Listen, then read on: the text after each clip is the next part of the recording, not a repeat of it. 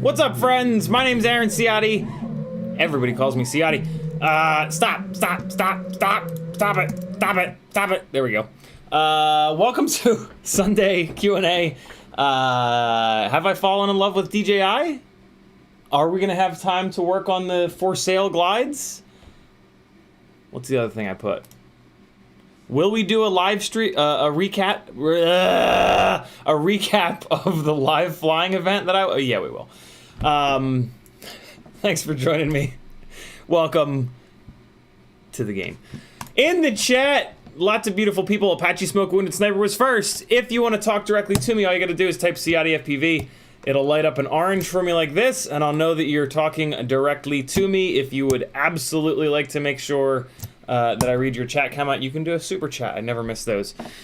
Dead Chicken FPV, Zach Lothamer, Michael D, Hypnos FPV, Frank Nicholas, It's Darts, PS FPV, Michael Brown, Paulie Lee, Jackalope, I Could Fly Here FPV, Graham P, Robert Garcelona, Spander, Flush FPV. If you want the Gangly Man to read your name, you gotta get in early, you gotta say something. Ha! Zach Lothamer says, Apache Smoke says, good evening, how are you today? How was the job? Looked a bit windy. The wind was ridiculous. There was like 30 plus miles an hour of wind all day. It was crazy. We're going to talk about it in a minute. Zach Lothamer says, what is up? Looking at your Instagram, it seems like your gig went well yesterday. It did. It went really, really, really well. Yeah, real well. And it's looking like it's going to be the beginning of something pretty nutso. So we'll see. Michael D says, hello, collective. Saw the wind you were dealing with. Hope everything turned out okay.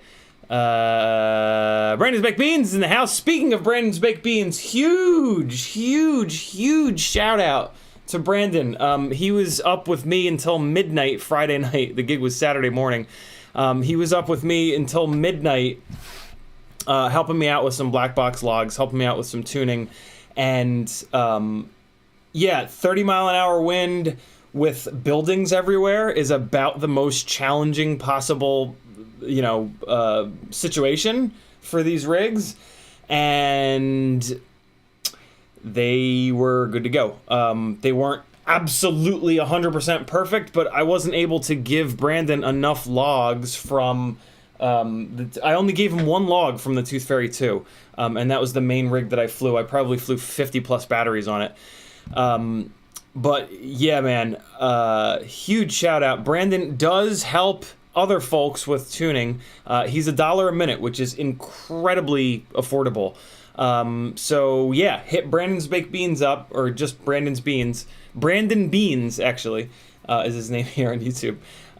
Hit him up, and he's a goddamn genius. He works with the Emu Flight devs. I'm not sure if Brandon, are you an Emu Flight dev, or you just work with those guys?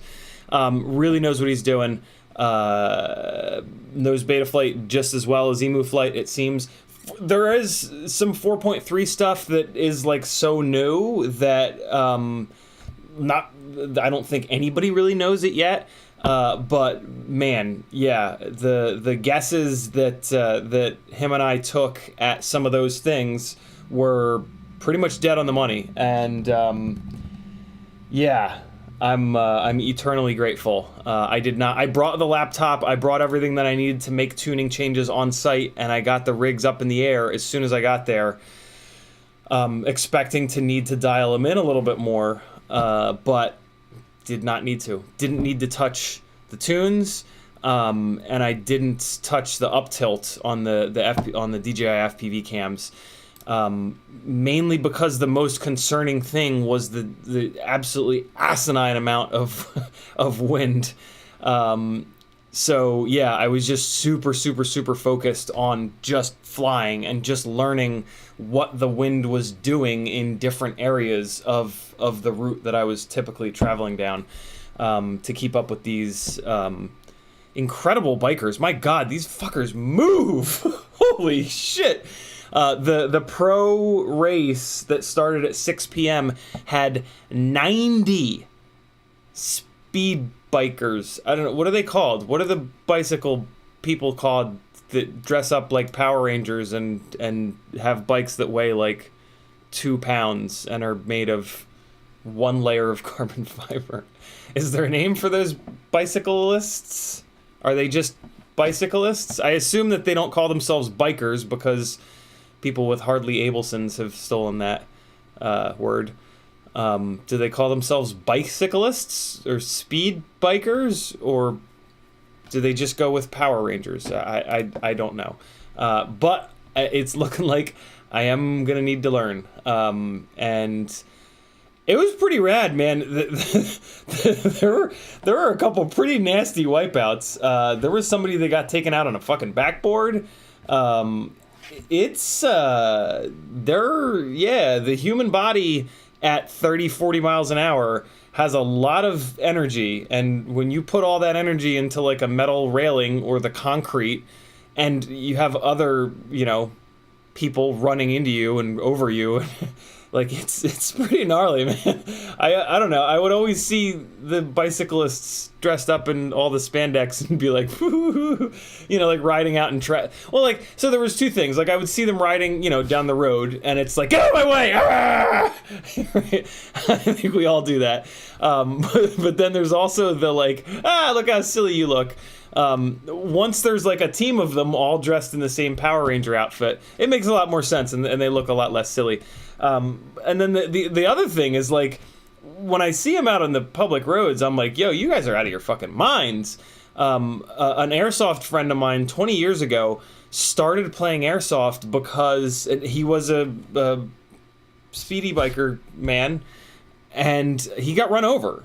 And like, motorcyclists talk about this all the time. Like they'll be just riding down the road, and they'll see somebody on a crossroad pull up to their little stop sign, and they'll look right at that person, and that person will look right at them, and then that person in the car will just drive right out in front of them. Because there's this weird, like, and I've caught myself doing that. Like, after I was told that, it happened to me. Like, the same thing. I pulled up, I'm like, it's a bicycle, whatever. And I, like, started to pull out, and I was like, whoa, what are you doing? There's some weird, like, psychological thing where it's just like, oh, it's just a fucking bicycle, whatever. That's not a car that can kill me, or I don't know what it is. There's just something in your brain that, like, doesn't respect a motorcycle like a car. And, yeah, that happened to George. Well, no, I guess that, not exactly that happened. He got run over from behind, actually. Somebody just ran him over. And it ended his pro biking career, and he started playing airsoft. So yeah, it's there's this, like, when I see those guys out on public roads, I'm like, yo, you're out of your fucking mind. You're like, no, you know. And like, I used to do motorsport shit. Like, that ain't exactly safe either. I mean, it's not nearly as dangerous, but yeah, it's interesting. I'll tell you what, these speed bikers are the craziest motherfuckers in the world. Brandon McBean says, Easter birthday is in a week. Can you recall the last time that happened? Brandon and I share the same birthday. Is our birthday on... Really? Our birthday's on Easter? That's weird. I don't know how religion works. So I don't know how Easter works. But I don't know if that's ever happened before. Isn't Easter usually the beginning of the month? I don't pay any attention. Scott Gillen says, what's up there, Big Dog Water? What's that mean? Big Dog Water?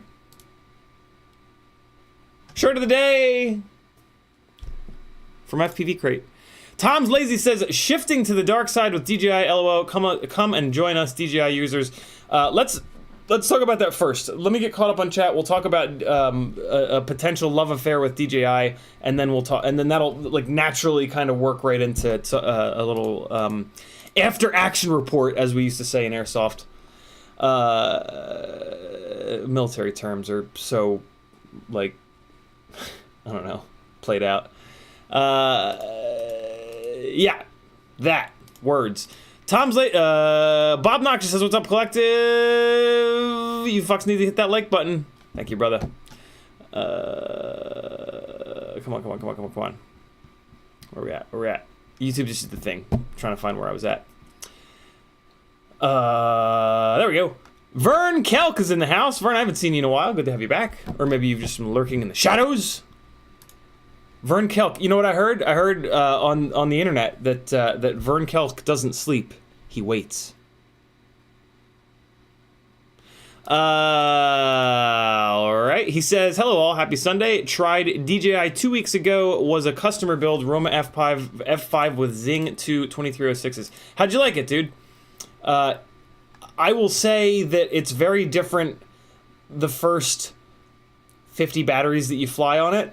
But then eventually you definitely get used to it. So if you didn't like it right off the rip, don't let that completely keep you away from it. That being said, there are still some things that I really hate about it, and I'm just not sure about it for freestyle. I just don't know. I don't know about it for freestyle. But from a cinematic perspective, I am digging it. We'll talk more in a second. King Turkey says Tuesday thumbs up. PSFPV says, oh, nice. Yeah, King, I should be Tuesday. Should be good on Tuesday. I should be back home by Tuesday. And yeah. Yeah, should be clear on Tuesday to fly for a little bit. PSFPV says, I always get some jittering footage in high winds. Do I need more PID tuning? No, you need real steady go. There's only so much that, the PID loop can really do. So here's the long and short of it, right? Our rigs use power to fix the majority of the aerodynamic issues that happen from wind. Yes, the motors can break down, especially if you use digital idle, but they can't make much happen with the braking. They have to do most of their work with thrust. So the more you crank the PID tune up, what's going to happen with high wind is it's going to just start to fly away on its own, basically. And you're going to have this situation where you're at zero throttle, but the PID loop is making corrections to the wind that's hitting it, and in order to do that, it's using power. So you'll get in situations where at zero throttle, the rig will just keep going. So it's a balance. You can't just keep... I mean, you can just keep cranking the PIDs up, but you'll have that situation, and that situation is a little dangerous, right? Like, not being able to chop throttle is dangerous. Yes, you can just invert and then drive yourself back down, but there are situations where that's super sketchy, right? So yeah, you just need real steady or hyper smooth or don't fly in crazy wind. You know, the situation that I was in, live broadcast, I don't have real steady, I don't have hyper smooth, I can't just not, well, I could have just not flown. That when I got there, the main guy was like, can you even fly in this wind? And I'm like, I can fly. I don't know what it's gonna look like. It's, you know, it might be bobbly all over the place, but I can definitely fly. And he's like, oh, okay, great. And I had to make some adjustments along the way, which again we're gonna talk about soon. But let me try to get caught up on the chat here. Brandon McBean says I can get into and out of logs with notes in under 20 minutes really easily. I was working with EmuFlight very closely on testing and consulting, but I backed off that some. It's hard work. Okay, there you guys go. Very cool. So sometimes for as little as $20, Brandon can hook you up, because he's $1 a minute, with feedback on your black box logs. And sometimes you only will need that one round of feedback. It'll definitely get you a lot closer to the perfect tune. Realistically, to really get it absolutely 100% dialed, you're going to have to go through probably at least 2 of those cycles, maybe even 3. So keep that in mind. But one round of tuning with Brandon is going to help you out more than you're going to be able to figure out trying to learn it on your own in 20 hours, probably. So well worth it. And just a great dude in general. You know, I'm a big proponent of like just supporting good people. You know what I mean? And Brandon strikes me as a good person. So that's a big thumbs up. Abraham says cyclists. So does Remy Tim. So they're just Okay, so they're cyclists. Mr. Grem says madmen on 2 wheels with balls the size of planets. Dude, I some of these crashes, man. Holy shit! Like, I don't know. I was impressed. I was impressed by these dudes. I mean, obviously they're in unbelievable shape, which is pretty cool. Their endurance is ridiculous. You know what? You know what was really cool that I totally didn't expect or ever think of, and just really blew my mind, is when a big group of them would come by at like 30 miles an hour, the sound. I think you can hear the sound in one of my later Instagram stories. It's really cool because like there's no gear noise, there's just the sound of them pushing air. And so like this big group will just come by and it's just like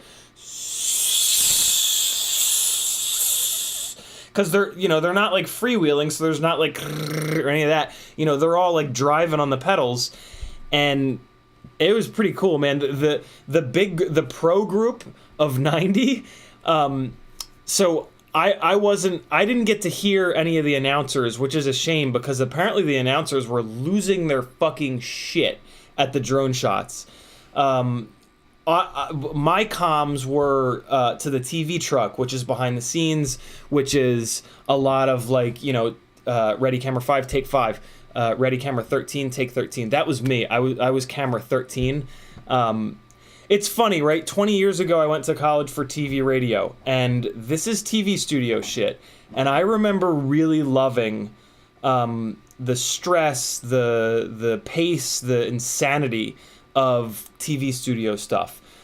You've got a big ass wall with all the different cameras, and there's different people working on different ones, putting overlays on, getting stings ready to switch between scenes, and it's just really cool, man. There's just like a typically 5 to 10 people they have their own little like shorthand way of speaking to each other in jargon, and it's really, really cool. And to be back in that world, like, it felt really good. And there was, so for me, basically without getting too in the weeds, the two big things are ready camera and then camera number, and then take camera number. So so I was camera 13, so ready 13 or ready cam 13 or ready camera 13 means that they're getting ready to switch over to me, to put me up on the live feed. And then take 13 or take camera 13 or take cam 13 means that I'm live and I'm on. And this was being broadcast out to like, some of you guys I think watched the live stream. Was there a counter to how many viewers there were? I get the feeling that there were thousands and thousands and thousands of people watching this. This was like really, this is a big production. I mean, this was a multi-million-dollar TV truck. Like, this was a big-ass thing. And they did not hesitate for a second about paying me double what my day rate was. That was their suggestion on the budget. And we started talking about future events that would require air travel. And one of the main guys said to me, if I have to mortgage my house to lock you in at whatever day rate you want, I will. And I was like, okay. And this was after like 2 batteries. Like, this was before like I really got locked in. This was before I modified the Cinesplores a little bit to deal with the wind a little bit better. They're like all in. They are all fucking in. And there's 9 more races this season. So yeah. And I had so much fun. So this might be the way. Yeah, I don't know. This is pretty rad. Yeah, yesterday was a real thing. It was a real thing. And this is the first time that I've really worked with like a super professional team. Like, the music video stuff, like I've worked with pretty professional teams, but they don't understand FPV, and there's just a difference. Like, these guys know FPV, they've worked with it before. So like, here's a perfect example, right? Right when we were on the brink of Civil Twilight ending, so part of the FAA's rule set is that we can't fly after Civil Twilight. We can fly into Civil Twilight, but not after it. Well, it's not like it's not like, at 8:02 that's when it ends. Like, it's a little bit up for interpretation, right? And so towards the end of the day, when it got to the point where I was having trouble seeing the power lines, and we were in this like kind of gray area of like, are we still in Civil Twilight or are we not? I walked into the truck and I said to the producer, like, hey, it's getting a little sketchy. I can't see the power lines, and we are right at the end of Civil Twilight, and the FAA says, FAA's rule set is that you can't fly after Civil Twilight. And like without hesitating for a second, they were like, okay, great, you did amazing. And that was it. There was no discussion. There was no like, oh, well, can't you fly one? And this was in the middle of the pro race. Like, this is what they wanted me to be able to fly. But there was no pushback, no hesitation. They were like, dude, awesome. You did absolutely amazing. We'll be in touch. Get out of here. You're good. And versus like every single other gig I've ever been on in that scenario, it would have been like, oh, well, you know, we just have like one more. Oh, can't you just like one? Oh, well, no. That's like true, you know, and so that's like, to me at least, that's like true professionalism, right? Like, you bring somebody on, they're a specialist, they say something to you, that is it. Like that is the word of God, you know, because like they know that, you know, that person, that specialist that you brought on, they know better than you do. Even if you really want that extra shot, like that doesn't matter. You know, if they say something to you that is, yeah, you guys get what I mean. Mr. Huggy says it's fun overtaking traffic at 40 miles an hour on a bike. Yeah, I can't imagine. I don't know. I don't know how they get around their asses hurting. Take that however you want it. Abraham says, you should fly for a velodrone race sometime, worth a quick YouTube search. If you don't know what I'm talking about, crazy sport. I think that's the big high bank shit, right? That would be wild. Those guys rip. For anybody that doesn't know it, it's like think of like a miniature NASCAR track, but like with even more steep banking, and the banking is curved like this, so you can go like all the way up top and you're damn near horizontal, or you can like rock down. It's pretty nuts. Ramdonko says, I've rolled over a bonnet or hood cycling. That's the scary shit, man.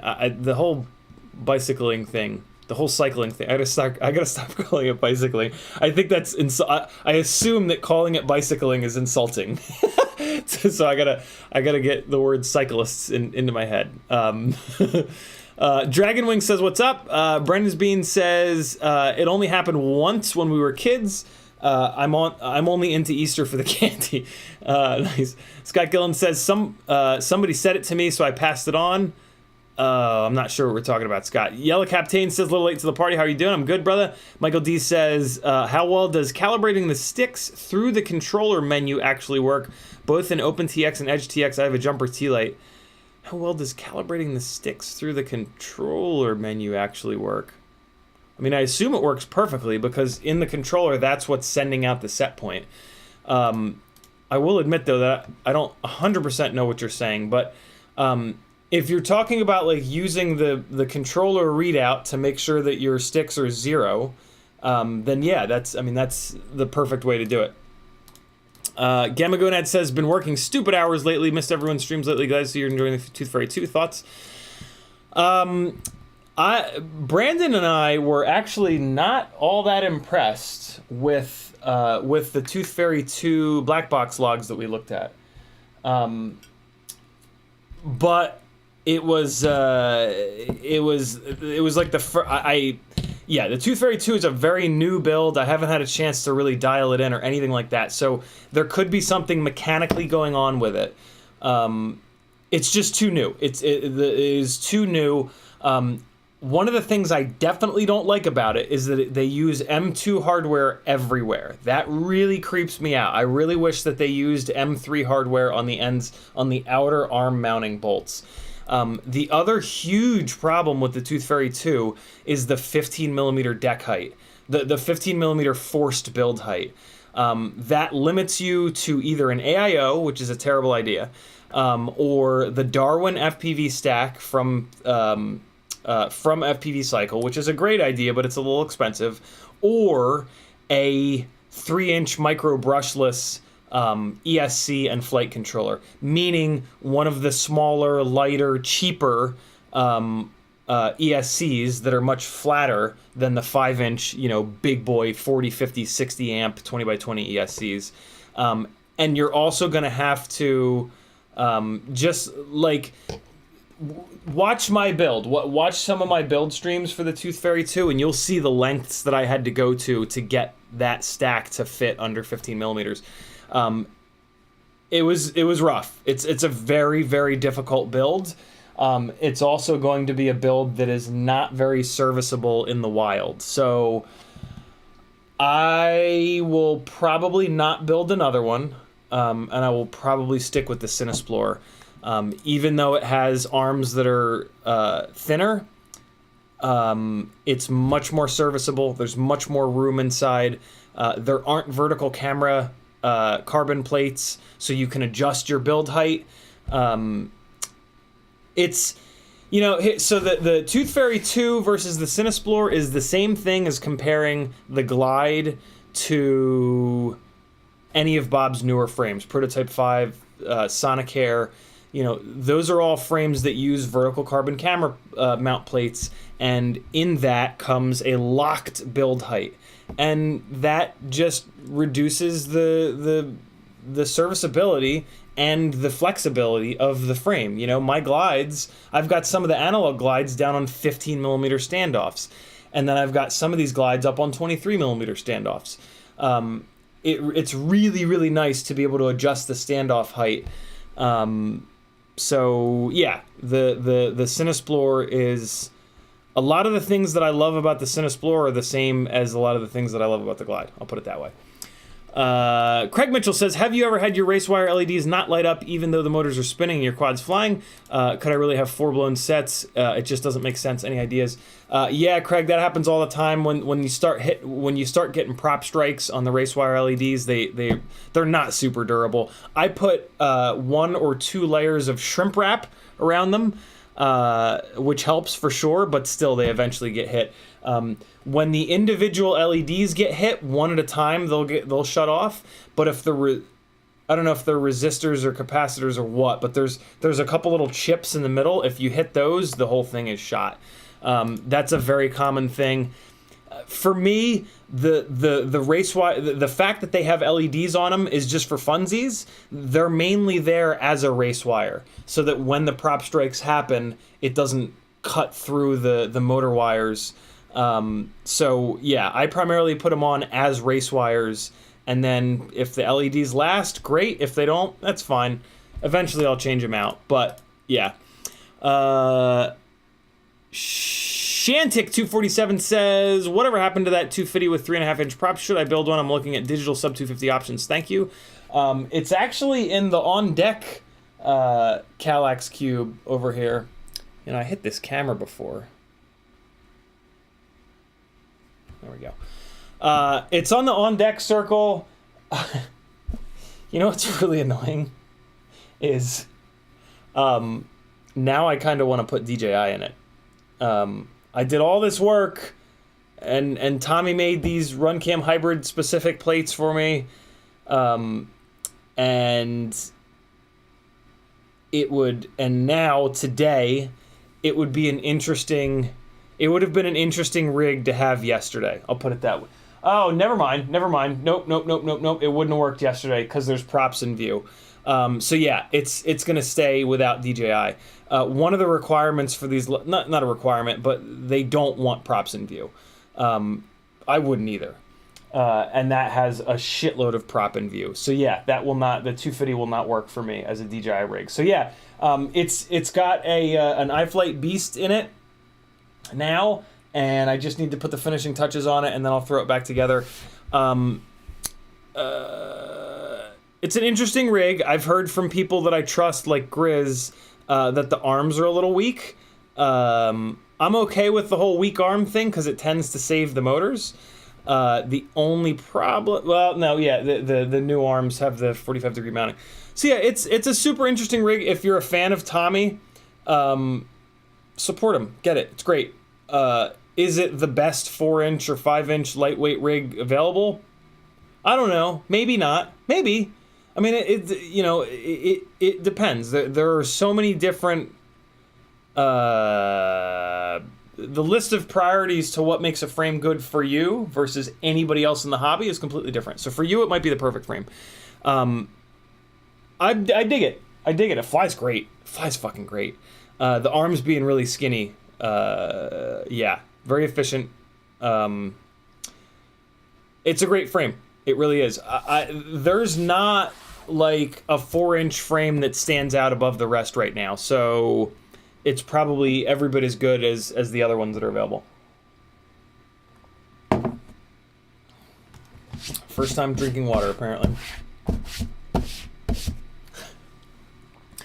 Espander says, been out flying all day and now I need to manage 23 lipos.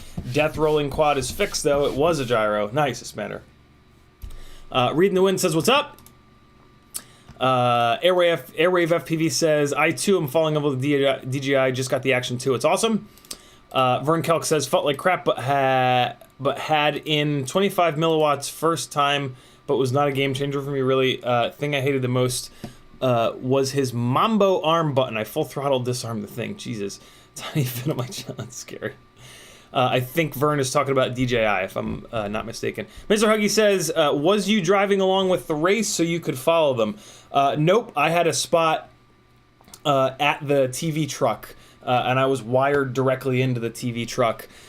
We tried to use the second set of goggles set on spectator mode, but they were just...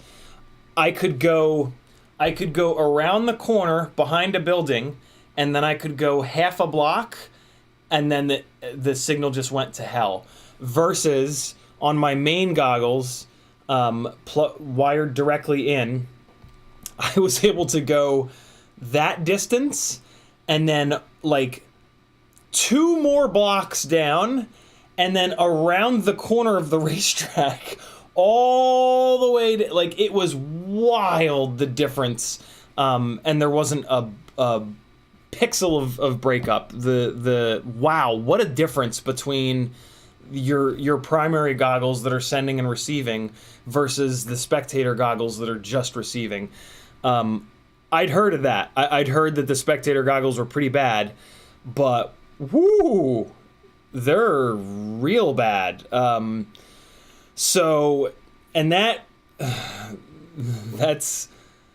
not great. I don't like that. Like with analog, you know, you've got one of these little monitors, and they get, you know, they receive just like your goggles receive. So yeah, what you see on those is pretty much what I'm seeing through my regular goggles. DJI is not like that. So that's actually another ding against DJI, because basically what that means is if I'm going to be like pushing... What it really means is that if I give that spare set of goggles to a director, I need to think about where that director is going to be standing. Usually they're going to be standing near the talent because they want to be working with the talent.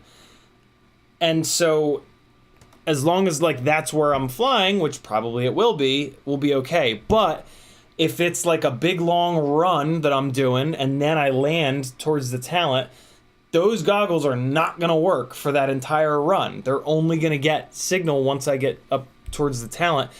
And God knows if the DJI system is going to pick it's really slow to reacquire the signal. So that's a little scary. And that's definitely a ding against DJI. But like I've said before, I don't plan on only bringing DJI to any GoPro shoots.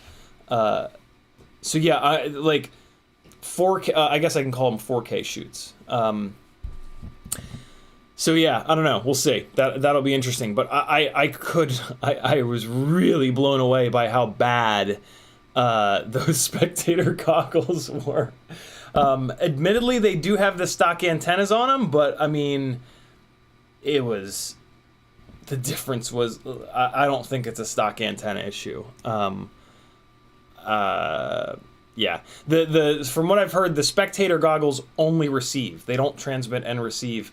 I don't know why that would have it. I guess that has something to do with, I don't know. I don't know how this shit works, but it doesn't matter. I don't need to. yeah. Vern Kelk says, found the Zing 2 to be power hungry, but was punching the crap out of it. I think I've heard that too, but they do make a ton of power, so that's where it's going. Espander says, that's awesome. Freelojo says, any of them, the STP in Washington or Oregon? Let's see. Let's take a super quick look. Next event is May 21st in Rochester, New York, then June 10th in Tulsa, Oklahoma, June 19th, Harlem, New York, July 9th, Boise, Idaho, July 16th, Salt Lake City, Utah, July 30th, Chicago, Illinois, August 6th, Littleton, Colorado, August 27th, Indianapolis, Indiana, September 5th, St. Louis, Missouri. That is the... so it's the American Crit Cup. Crit is short for Criterium, and I think that's a one of the bicycle manufacturers, if I'm not mistaken. I guess they sponsored the series, and this one that we just did was the Sunny King Criterium, I think. Anniston Cycling, ANN. Here, I'll type it in the chat. AnistonCycling.com. That's the website that has the live stream from yesterday. I assume that you'll be able to re-watch the... I mean, they should be posting some content, so that they record everything, so they should be posting some content. With how insane that they were going about the shots that I was getting, I have a feeling that there's going to be a lot of drone footage in there. It's... like, I don't know. It's incredibly flattering when you guys all know this, right? You guys have all like had people be like, "Wow, you're really good," at some point or another. Either it's you're showing them your footage, or you're flying around and they come up to you and they're like, "Wow, you flew through those trees. That's amazing." To have people that are in television production losing their minds, is like, man, it's just like, it's been a long road. and like, I don't know. I've just kept my head down, and I've just kept going and going and going and going and going, because I just saw the potential, and I loved it. And like, it's just one of those moments where you're like, oh, thank God. Like, thank God, you know, all that effort is not for nothing. And yeah, for like the main guys that like run the Crit Cup and run like this TV production company, for them to be the ones that are like freaking out the most, it was just wild. It was just such an experience yesterday. And like, so those two guys, Brad, who was the host of the actual live stream, and there's three main guys. All three of them told me that every single time that they would cut in the live stream to one of my drone shots, their phone would go off. And it would be a text message from like somebody else in like the production or cycling world. And you know, these are the top guys, right? So like they're only friends with like all the other top guys. Every single time it would be like another text message from another guy. Holy shit, how are you doing that? Holy shit, did you see that drone shot? Oh my God, what is happening? What are you doing? Like it, and like, oh man, it's just, it's different with this live streaming thing. And they were, a couple of them were talking to me about how like live streaming sporting events is just on fucking fire right now. Apple TV is spending apparently like billions of dollars or something on the NFL to bring live NFL streams to Apple TV, to give you some idea of how of this like explosion that's going on right now, like right fucking now. Like this last year, like I think the pandemic kind of kicked this all in the ass, right? Because live streaming has exploded because of the pandemic, because everybody's fucking stuck at home, right? But yeah, they were the main guy that hired me, Brad, he told me that right before he told me if he has to mortgage his house to pay my day rate to get me to do this whole series with them, that he will. So yeah, there's obviously a shitload of budget for these live streamed sporting events, and to have an FPV drone up in the air at these, come on. I mean, like think about that, right? It's everything. That is everything. Like every top-down shot that I would do over the comms, they'd be like, "Oh my god, that shows the gap." Like they haven't had, like, they've worked with FPV pilots before, but this was the first time they've worked with one at one of these cycling race. What do I call it? Cycle races? I don't know. So there were all these moments where like I would do a certain thing, and they would be like, "Oh, Aaron, oh my god, that shows the gap so perfectly. Okay, great. Like they were learning as I was learning, and it was just wild, man. And like one of the things that apparently the announcers kept saying is that what the drone shots allowed them to finally see was the strategy. Like it just looks like they're in a big fucking group, but they're not, man. There's teams with like multiple riders for the same team, and there's apparently like a lot of strategy that goes on for them placing themselves and moving around and catching the draft from somebody else, and then, you know, this guy is pushing all the wind in front, they're going to swap somebody out so that he can rest. And the announcers were freaking out that they could finally see the strategy, because like you can't from the ground cameras, from the, you know, they put the ground-based cameras up on like they put them up as high as they can, but you can't see it, right? It's just a sea of helmets, and it looks really cool, but you can't see the actual strategy. So yeah, man, I don't know. Say yes to everything, guys. Say yes to everything. Make as many edits as you can. Get a good, strong portfolio up on YouTube. Get your name out there. Put your flying up. And just say yes to anything that comes your way. Obviously not anything, but you know what I mean. Espander says that's awesome. We got that. Mr. Huggy says, to put you on a downer, press F for a quad that went MIA on me. Oh, it sucks. 2 days searching for it in a field of wheat. Oh, fuck. Just lost power on it and it fell. Oh, that sucks, dude. Friend of mine, when I was in Charleston, lost a rig in really tall grass. And, like, it was not a big area that it could have been lost in, and we just could not find it. That sucks. Pour one out for Mr. Huggy. McConnell Studios says, Rockstar, congratulations. Huge shout out to McConnell Studios. He's been incredibly generous with getting me onto the DJI train. He sent me a whole bunch of stuff that, got used yesterday and has been used. And huge shout out to that guy. Go give him a follow. It's the least you can do. Jackalope FPV says, so did you have like a GoPro live thing going so the TV people could use that, or were you using Goggle DVR? Goggle DVR, yep. There really isn't a great way of doing this other than the DJI feed. What's nice about it being live streamed is that live streaming in general just demolishes the quality.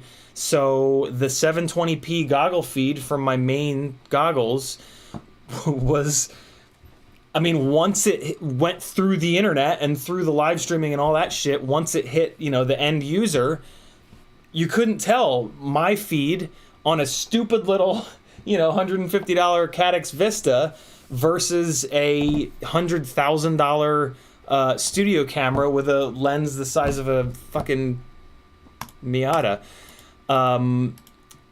So yeah, there are certainly ways to get 1080p and better quality systems, but they're big and they're heavy and they're you know, just much more complicated. Everyone in the truck was very impressed by the DJI system yesterday, And I love that because the less complexity, the better. There are a lot of opportunities to screw up flying this many batteries live at sporting events. One of the things that's constantly on my mind is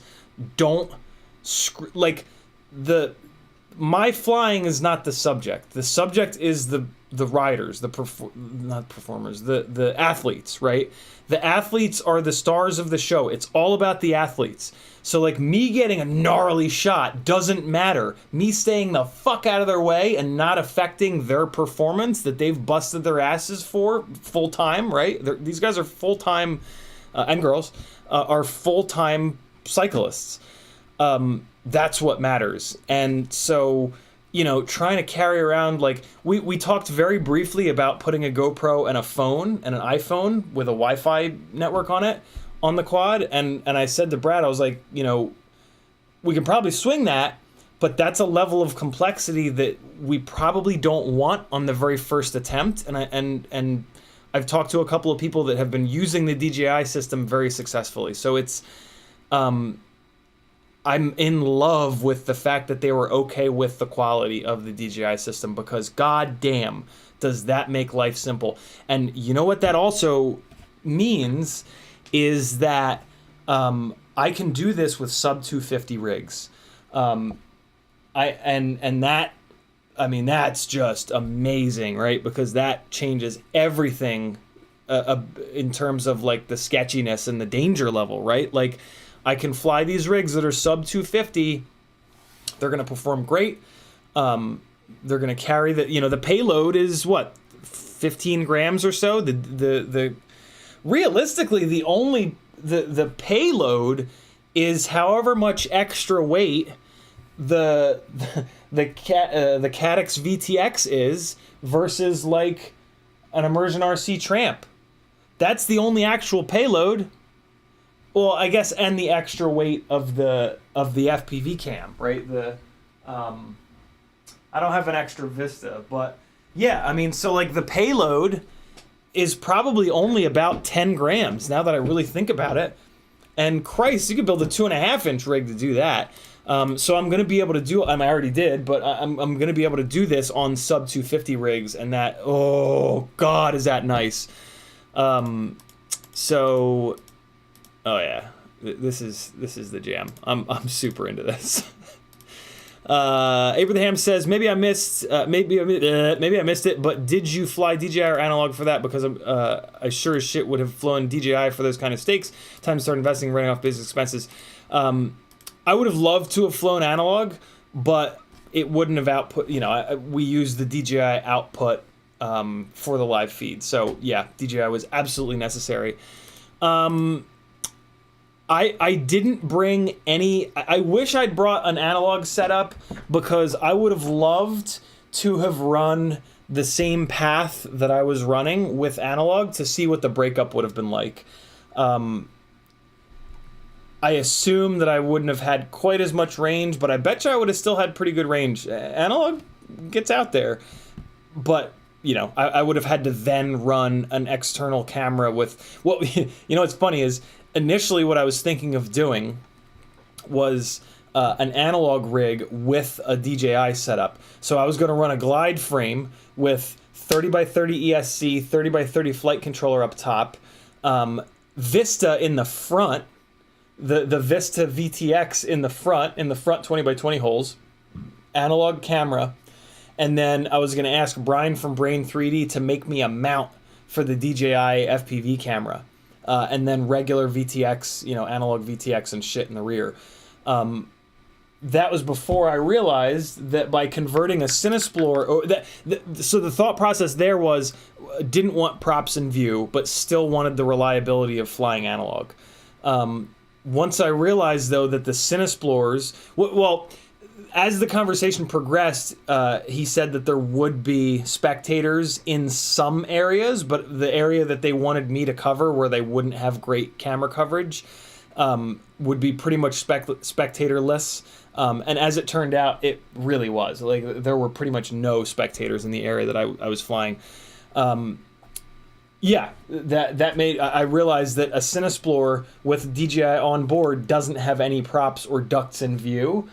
And my God, am I glad that I did that. Like I could have definitely flown a 5-inch rig at this, but there was absolutely no reason to. Even with the wind, there was just no reason for a 5-inch rig. These cyclists don't go that fast. They haul ass, but they don't go fast enough to require a 5-inch rig. Motorsports events, for sure. It's going to have to be a 5-inch rig. But I could have just done in that case, I could have just done the Dead Cat Glide. I don't think that would have any props in view. I'm 99% sure that wouldn't have any props in view with the DJI camera. Ram Donko says, sounds brilliant fun, and Curter and Molly, well done, good luck. Thank you, brother. Remy Tim says, I would have loved to watch your broadcast event. Is there a VOD, or can you give us all the info to find it next time? I'm sure that they're gonna put out VOD stuff of this. Just not yet. They're working on that right now. I've seen they're in hotel rooms banging away on laptops. So as soon as that stuff is up, believe me, I'll post it. This is my full-time job as well here, doing these live streams. Head on over to CiottiFPV.com, click all the buttons. Helps me out a great deal. Patreon's got all kinds of behind-the-scenes stuff, tech articles, audio versions of the live streams, Discord channel. You can get in on the Stick and Dick End Fund. I'm buying one of every single stick end available in both M3 and M4.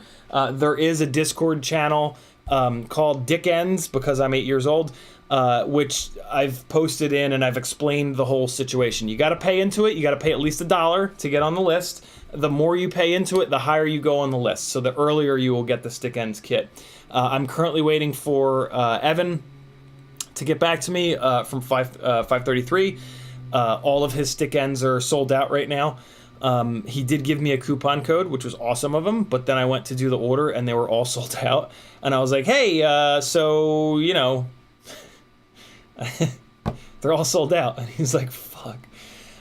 So I'm kind of stuck waiting for those, because I've heard really good things about those 533 stick ends. Thumbgrippies.com gave me a 50% off discount code. Huge shout out to them.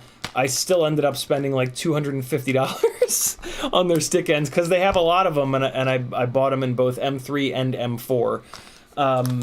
And then I've got a bunch of others, and then I've got one more order to do on RDQ. RDQ has a few stick ends that I don't have yet, and that'll be it. The RDQ order and the 533 order, that will get me one of every stick end that exists in the Dick Ends group on as a patron benefit on Discord.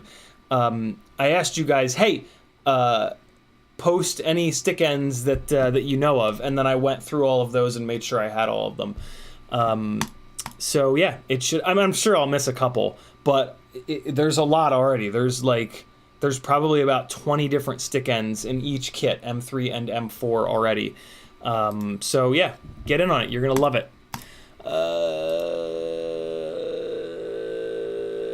Apache says, hope it will totally work out for you. Thank you, dude. Craig Mitchell says, congratulations, man. Nothing better than landing a job leads to more jobs, especially when the pay is right and the team is cool. For sure, man. For sure. YouTube just did the thing, you dirty whore. Come on. Come on. Come on. Oh my God, I'm really behind. All right, I'm gonna go full speed. Prepare for full speed. Prepare for plaid. There it is. Mr. Huggy says, sounds like you will be their go-to FPV pilot, job for life there. Hopefully. Double A says, moving non-up. Hey there's what's up, Double A? Double A is typing on his phone. I'll bet. Mr. Huggy says, cycle track racing. You're talking speeds like 60 miles an hour. Really? On the velodrome thingies? I guess they're doing sprints, right? They're not. So these races were like 60, 70 laps. They were half hour, 40 minutes or so per heat. So that makes sense. Yeah, I think those velodrome or whatever it's called races are more sprints, so they can just burn. Double A says, so you're really going full tilt DJI? I heard there might be so jiggy interface coming for the goggles. What's that mean? Jiggy interface? I'm only going full tilt DJI on these rigs for these events at the moment. I'm still not totally sold on DJI for freestyle. I think analog might still have a very solid place in freestyle, but I have not flown full tilt hardcore freestyle yet on DJI. So that's just a guess. I need to spend more time on it, but absolutely, hands down, unquestionably, for live flying like I did yesterday, there's just, I mean, there's more confusing ways, but my God, DJI might as well be built for that, for what I did yesterday. Like, it might as well have been like, okay, we needed to design something for 720p at live flying events. All right, ready, go. It was perfect for what I did yesterday. I will say this, though. The smart controller, shout out to Joshua Bardwell for letting me borrow this. The smart controller, it's a little finicky. So, like, in between batteries, I would say, like, every fourth or fifth battery, this thing would freeze, and it would not pick the feedback up. And I tried all kinds of different things. Once or twice, I would unplug the USB from my goggles and then replug it to the goggles, and that would fix it. I tried unplugging the USB from here a couple of times, and that didn't help. Maybe it was not enough of a sample size to, like, say that definitively. It could have just been random, because most of the time that wouldn't work. More often than not, I would have to power this thing all the way down and then power it all the way back up. Halfway through the day, the other problem that I ran into this thing was that on a standard, on like any standard USB charger, you get this warning that this thing is in slow charging mode, and to use the DJI approved charger that it came with to fix that. And unfortunately, with this plugged in slow charging mode, it doesn't draw enough current to not drain its battery. So halfway through the day, this thing was at like 10% battery life, and I was like, fuck. So I actually stopped flying for about an hour to let this thing sit on slow charge. But then I tried a whole bunch of different chargers. I tried like a USB hub. I tried an Apple 2.5 amp charger. This other 2.5 amp, just a whole bunch. Nothing worked. They plugged it directly into the TV truck, different ports. Nothing worked. This little thing saved my ass. This is made by Charlance, RCHARLANCE. For whatever reason, so this takes 3 to 6S XT60, and then it spits out. It splits it. Right? This is not a charger. You can't charge from this. This just sends full power, right? But what this also has is a USB output. And for whatever reason, this USB output was pushing hard enough to get this thing into full power mode. And I had all 8 of my 5-inch batteries with me. So I just kept plugging 6S 1050s into this thing. I burned through four 6S 1050s on this thing to charge this all the way back up and to continue to run it for the rest of the day. So yeah, our Charlance, man. So the other thing that this had, the other thing that's really cool about this is you can set this salvo. So you set the 6S. So I had it up on 6S, but then there's an alarm built in on these, and you can change this. So I had this on 3.7. I could have brought it down. I wish there was 3.5. This is really stupid that it goes from 3.7 to 3.3. And then what is this for? You're never going to charge a battery down to 2.5. What's that shit about?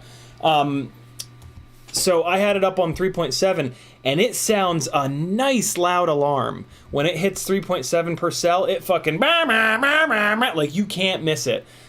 Which is really this thing. This thing is great. I got this like really cheap at one point, and I got a couple for giveaways. It was in the clearance section of oh god, I don't know. Have one of these in your bag, though. See if you guys can find these. If somebody finds these, drop a link in the chat or just put some text in the chat. Make sure you tag me. Because, yeah, I mean, I don't know. If you have a smart controller, you should have one of these for sure. But, I don't know. This has come in handy on gaffer gigs. I mean, it's just nice to be able to hook a 6S battery up into something that then gives you USB.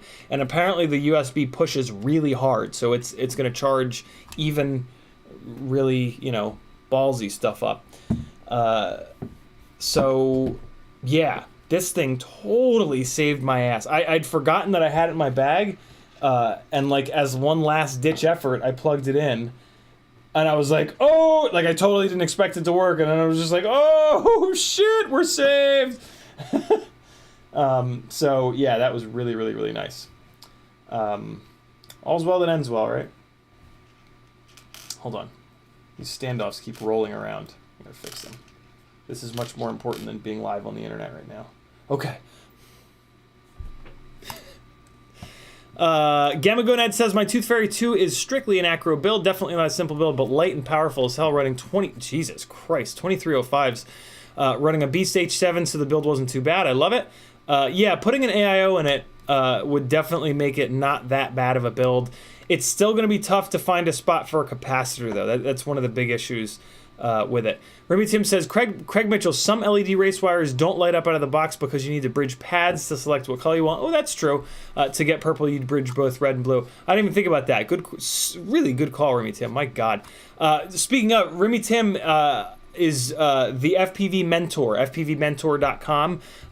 If you've got like technical questions and stuff like that, if you're trying to get a friend into the hobby, he's going to be able to help out a ton. Great human being. Look him up. Shantic247 says, great point. So which rig are you using for no props in view? Cinesplore and Tooth Fairy 2 are my go-tos for the moment, but admittedly, I'm gonna build one more of these, and maybe, so the Cinesplore, you can, what I loved about the Cinesplore yesterday is I was able to just take the ducts off, and it looks silly, right, with these big bits of carbon sticking out here, but it doesn't care what it looks like, right? And when you do that, when you take the ducts off, now it can swing 3.5-inch props. So these GemFan 3520s were amazing. I got a really nice extra bit of runtime with these versus the ducts on with with the D76 GemFan 3.5-inch 3-inch 5 blades.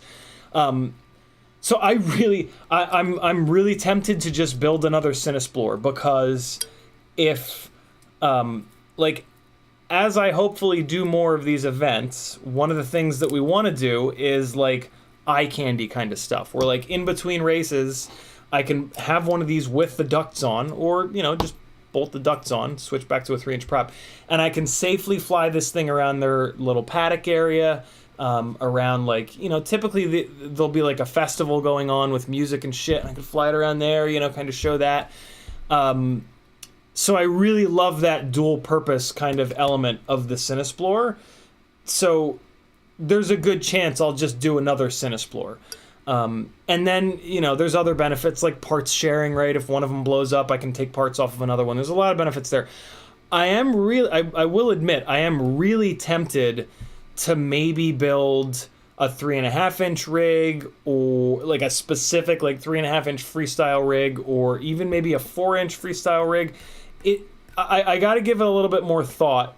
What I don't like about, I love the runtime benefit of going up to a 4-inch build. What I don't love is the fact that it's going to get kicked around by the wind worse. And being kicked around by the wind is a very big issue at these events. At any events that are outside, right? So I feel like it's a lot safer to just stick with the platform that I proved yesterday works really well.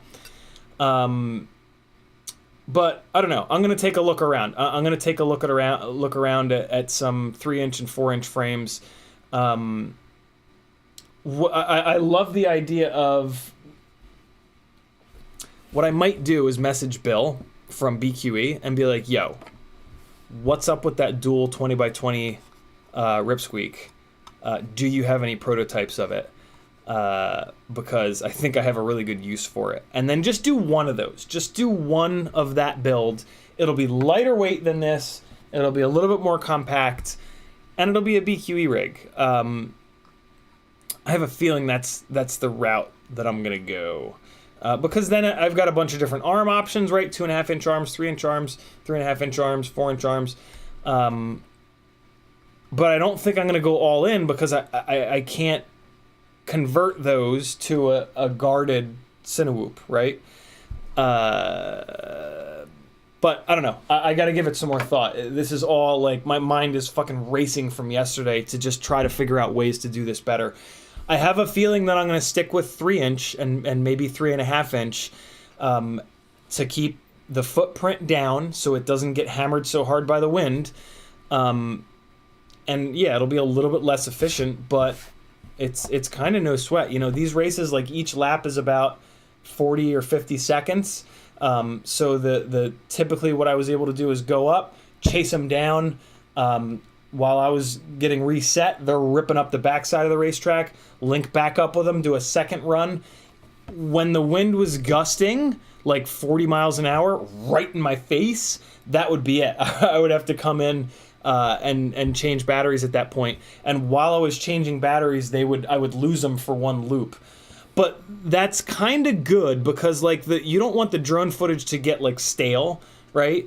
I don't really think it does, but it worked totally fine. Like the comments that I was getting from the truck were like, holy shit, he's back up in the air already? Wow, he's fast. So they were totally happy with the pacing and the rhythm that I was able to get. Every once in a while when the wind dropped down below like 30 miles an hour, I was able to get a third run in. Man, I've never flown... Like, I've flown in winds like this before, but it was like, oh, I'm just going out to, like, check tuning or whatever. Like, I've never actually flown with purpose in wind like this. It was crazy. Like, when it would gust, I would be, like, damn near full throttle, just looking straight down on them. When the wind would gust, that's when I would bring elevation up, and I would give them these really nice aerial shots where you could see, like, the lead rider and then, like, the group all moving around. It was really cool. And then when the wind would chill out a little bit, I was dropping down really low and just... I was trying not to ever be below helmet height because what I was worried about is I'm flying along and somebody comes out to pass and like... I'm sure they wouldn't hit me, but I just didn't want to get in their way. I never wanted for someone to come out and pass and be like, oh shit, or have to like slow down because I'm there. So I was always keeping it up above helmet height. But goddamn, the wind was fucking crazy.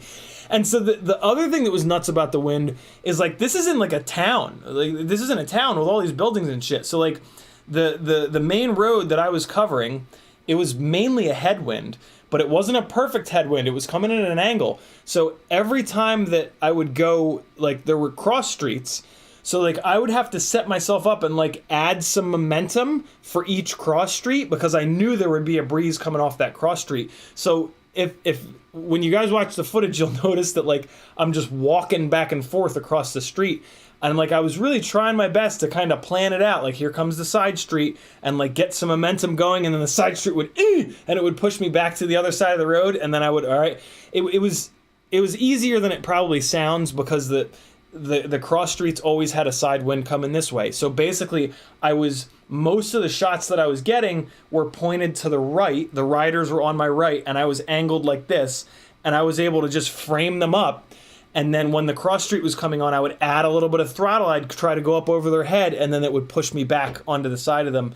And then the next cross street was coming up. It was an incredible challenge. It was really, really fun to kind of troubleshoot that in my head and just try to figure out how I could stay out of their way but produce really good shots. And when the truck would go absolutely wild because I would like put the sun perfectly behind them, and like it was just like, oh fuck yeah. this is the jam. Remy Tim said no, we got that. Azalku says, is there a setting in Betaflight 4.3 for dead cat frame? There isn't. So the PID loop runs at either 4,000 or 8,000 cycles per second. That's what 4K and 8K means. So minimum 4,000 times a second, the PID loop is like, hey, what's going on? What's going on? What's going on? What's going on? What's going on? What's going on? What's going on? It's looking at the gyro, and it's looking for the gyro to have any uncommanded movements, right? We're commanding movements on the sticks. So if we're flying in the wind with a dead cat frame, right, and we have the sticks dead center, the PID loop is like, okay, we got to stay dead center. So if the gyro detects any little bit of movement, 1/4000th of a second, right, it detects a little bit of movement, it's going to fight on this arm. Well, this is also why you can run 4 completely different KV motors, and it's going to just figure it out, because 4,000 times a second, it's sending pulses to the motors, and if it's making too much power, it's going to go, oh, and it's going to bring that motor down. So you can run different KV motors, you can run different arm geometry, you can do pretty much anything, and the PID loop is going to run quick enough that, and really the PID loop, all it cares about is set point, and set point is what your sticks are doing. So regardless of what your sticks are doing, maybe you've got a motor that's on a 10-foot arm, it doesn't care. It's quick enough where it can, like, oh, that motor's on a 4,000-foot arm? Oh, God, okay, let's just spin it up a little bit. Oh, spin it up too much. Cool, bring it down. So yeah, it figures it out. Meccano Studio says, I built a 250-gram 5-inch from Chris Rosser, UL5, stronger arms, like it more. Used it racing this weekend. Ooh, very cool. I saw that build. It's an interesting build. I've heard that serviceability on his frames is a little bit rough right now, which is to be expected. First attempt at a frame, it's never going to be perfectly serviceable by everybody. So it'll get better, I'm sure. Gene Lugo says, how did you like the performance on DJI on your gig? It was fantastic. Yeah, it just worked perfect. Absolutely perfect. I was able to stand in the middle of this race course, and I probably could have flown the entire racetrack, which was like 4 city blocks with all buildings in the way. I didn't want to find out, and they had plenty of coverage on the front stretch. So I had a zone that I was flying. And the other thing is, on the front stretch, the wind was even worse. It was swirling really bad. It was really unpredictable. And that's where the crowd was. That's where the spectators were. So I basically told them, like, look, I'll hop over there now and then, but I'm probably not going to go over there. Every 4 or 5 batteries, I would jump over there and kind of play for a second, but it just wasn't good. It was not a good area for FPV. There were more power lines. There were less spaces for me to kind of come down and hover and look for the guys that are coming. One of the big challenges was spotting the leader and the second place guy, because that's all, that's what the announcers are talking about. That's who they want shots of, right? So I needed to really find a spot where I could kind of park for a second when they were coming and look down the road and be like, where the hell's the leader? Because the leader's not always in front. The leader will break out, and then the pack will break. So there'll be a pack of 10, and then a pack of 5, and a pack of 2, and a pack of 1, and they're all spread out all over the damn place. I have to try to read their number or the color of their suits to figure out who the hell the leader is. And then once I lose them, I got to do it all over again. So it was, one of the real challenges was finding a good spot to park the rig for a second when they're getting ready to come around. Because the other thing is, with live TV broadcasts, they can't cut immediately. It's not 13 has a good shot, cut now. You have to put a shot together. We call it selling. You're shot for sale. We're selling the shot. And if the producer wants to buy that shot, he's going to ready camera 13. He's going to wait until he knows he loves it, and then he's going to take camera 13. I was camera 13 for anybody coming in late. And so, it's not just I did a big split S and I'm diving down. Oh, quick, grab that. It doesn't work like that. You have to be tracking them for a couple of seconds and tracking the right person for them to then cut to you. So it was very challenging to kind of find spots where I could park and figure out who the hell's coming. And that's the other thing, right? Things change. Like, I lose them, they go around, and maybe the leader is now in front of the group and not behind. It was so fucking fun. It was so cool to, like, troubleshoot that and to just, like, and, like, when I would do it just right and I would pick up the leader perfectly, the producer would be like, "Oh, Aaron, great job. You picked him up perfectly. I couldn't even tell where he was." That was a constant struggle for everybody. All the camera people, like, we had a really good flow of information, but it's hard. Like, every single time the leader moves around, like, that camera person on that corner would try to call it out, but sometimes they're shooting a long shot right down the stretch and they don't see it. You know, like, oh my God, it was so fucking challenging. And, like, it was just wild. What a wild experience. And the fact that they loved everything I did, I'm so, oh God, I'm so amped up to hopefully do this again, and hopefully again and again and again and again. It was just, what a fucking blast, man. Like, and, like, you want to talk about, like, an adrenaline dump? Oh my God, dude. You're trying to listen to them. You're trying to listen for camera 13. You're trying to listen for, like, any call outs for, like there were, like, a couple of Mavics that went up at one point, so you're kind of, like, looking out for that. Like, Aaron, watch out for the Mavic. He's in back straight, hovering low. It's like, okay, good. It's just chaos, man. It is just fucking chaos. There's people coming up to you asking you what the hell you're doing. There's, like, technical people coming back to the rear end of the truck to fix stuff that's going wrong. It's just mayhem. Like, there's a couple moments where I could literally, like, feel my heart just pounding out of my chest.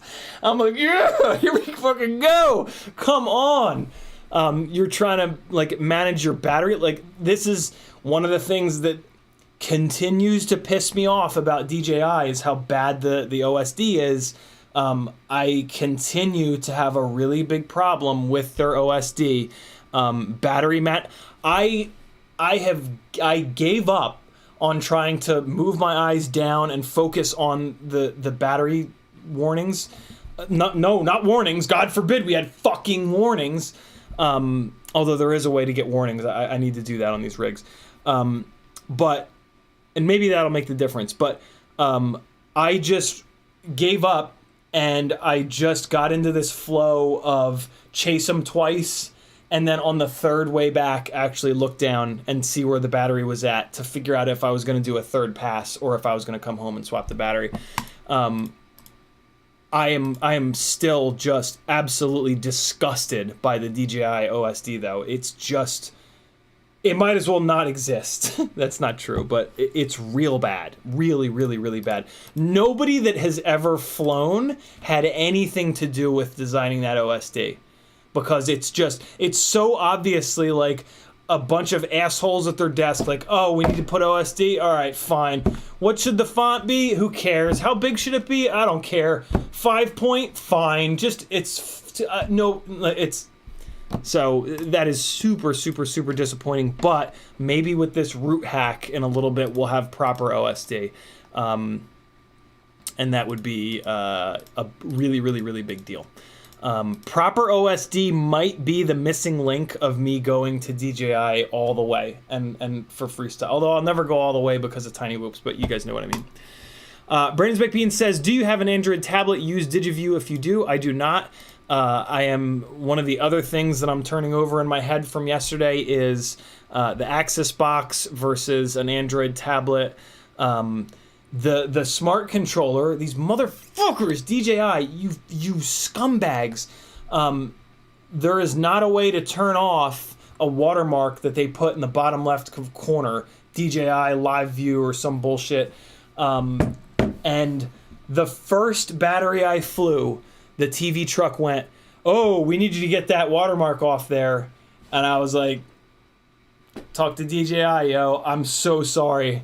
I don't think that DigiView has any. I'm 99% sure DigiView does not have anything like that. So, plus the whole issues with this thing, like disconnecting and needing to be power cycled, like it's nice that it's just a box and it's you know, from DJI, so it's in some ways gonna be reliable. but there are some definite drawbacks to the smart controller, which is kind of crazy because for $800, the one thing that I would expect would be for it to be fucking rock solid all the time, 100% of the time. $800, you thieving whores. Jackalope says, hit me and Daniel up if you come to Littleton, Colorado for that one. I will indeed. I'll be hitting all you guys up if I do these gigs where I'm going to be flying out of town, because, yeah, I'm going to try to do it as... It's cool. I'll try to do it as cheaply as possible, but I'll also, you know, loop that in with, like, hanging out with you guys and maybe crashing at your guys' places, because that would be a blast. So we'll see. Dan636 says, glad the gig went well. Good to see you this excited. Stay golden. Thank you, dude. Maniac says, what's up, everyone? How's it hanging? Short, shriveled, and to the left, as always. WAMFPV said, 10 points if you know what movie that's from. WAMFPV says, Criterium is a type of race bike. I knew it! Oh, a bike race means it's a... Oh, okay. It's a type of bike race, means it's closed course with multiple laps. Yeah, that's what this was. Oh, cool, okay. So Criterium is the type of bike race. Got it. Thank you, Wam. Grivo says, that's so rad, dude. Well deserved. Thank you, man. Mr. Huggy says, Criterium...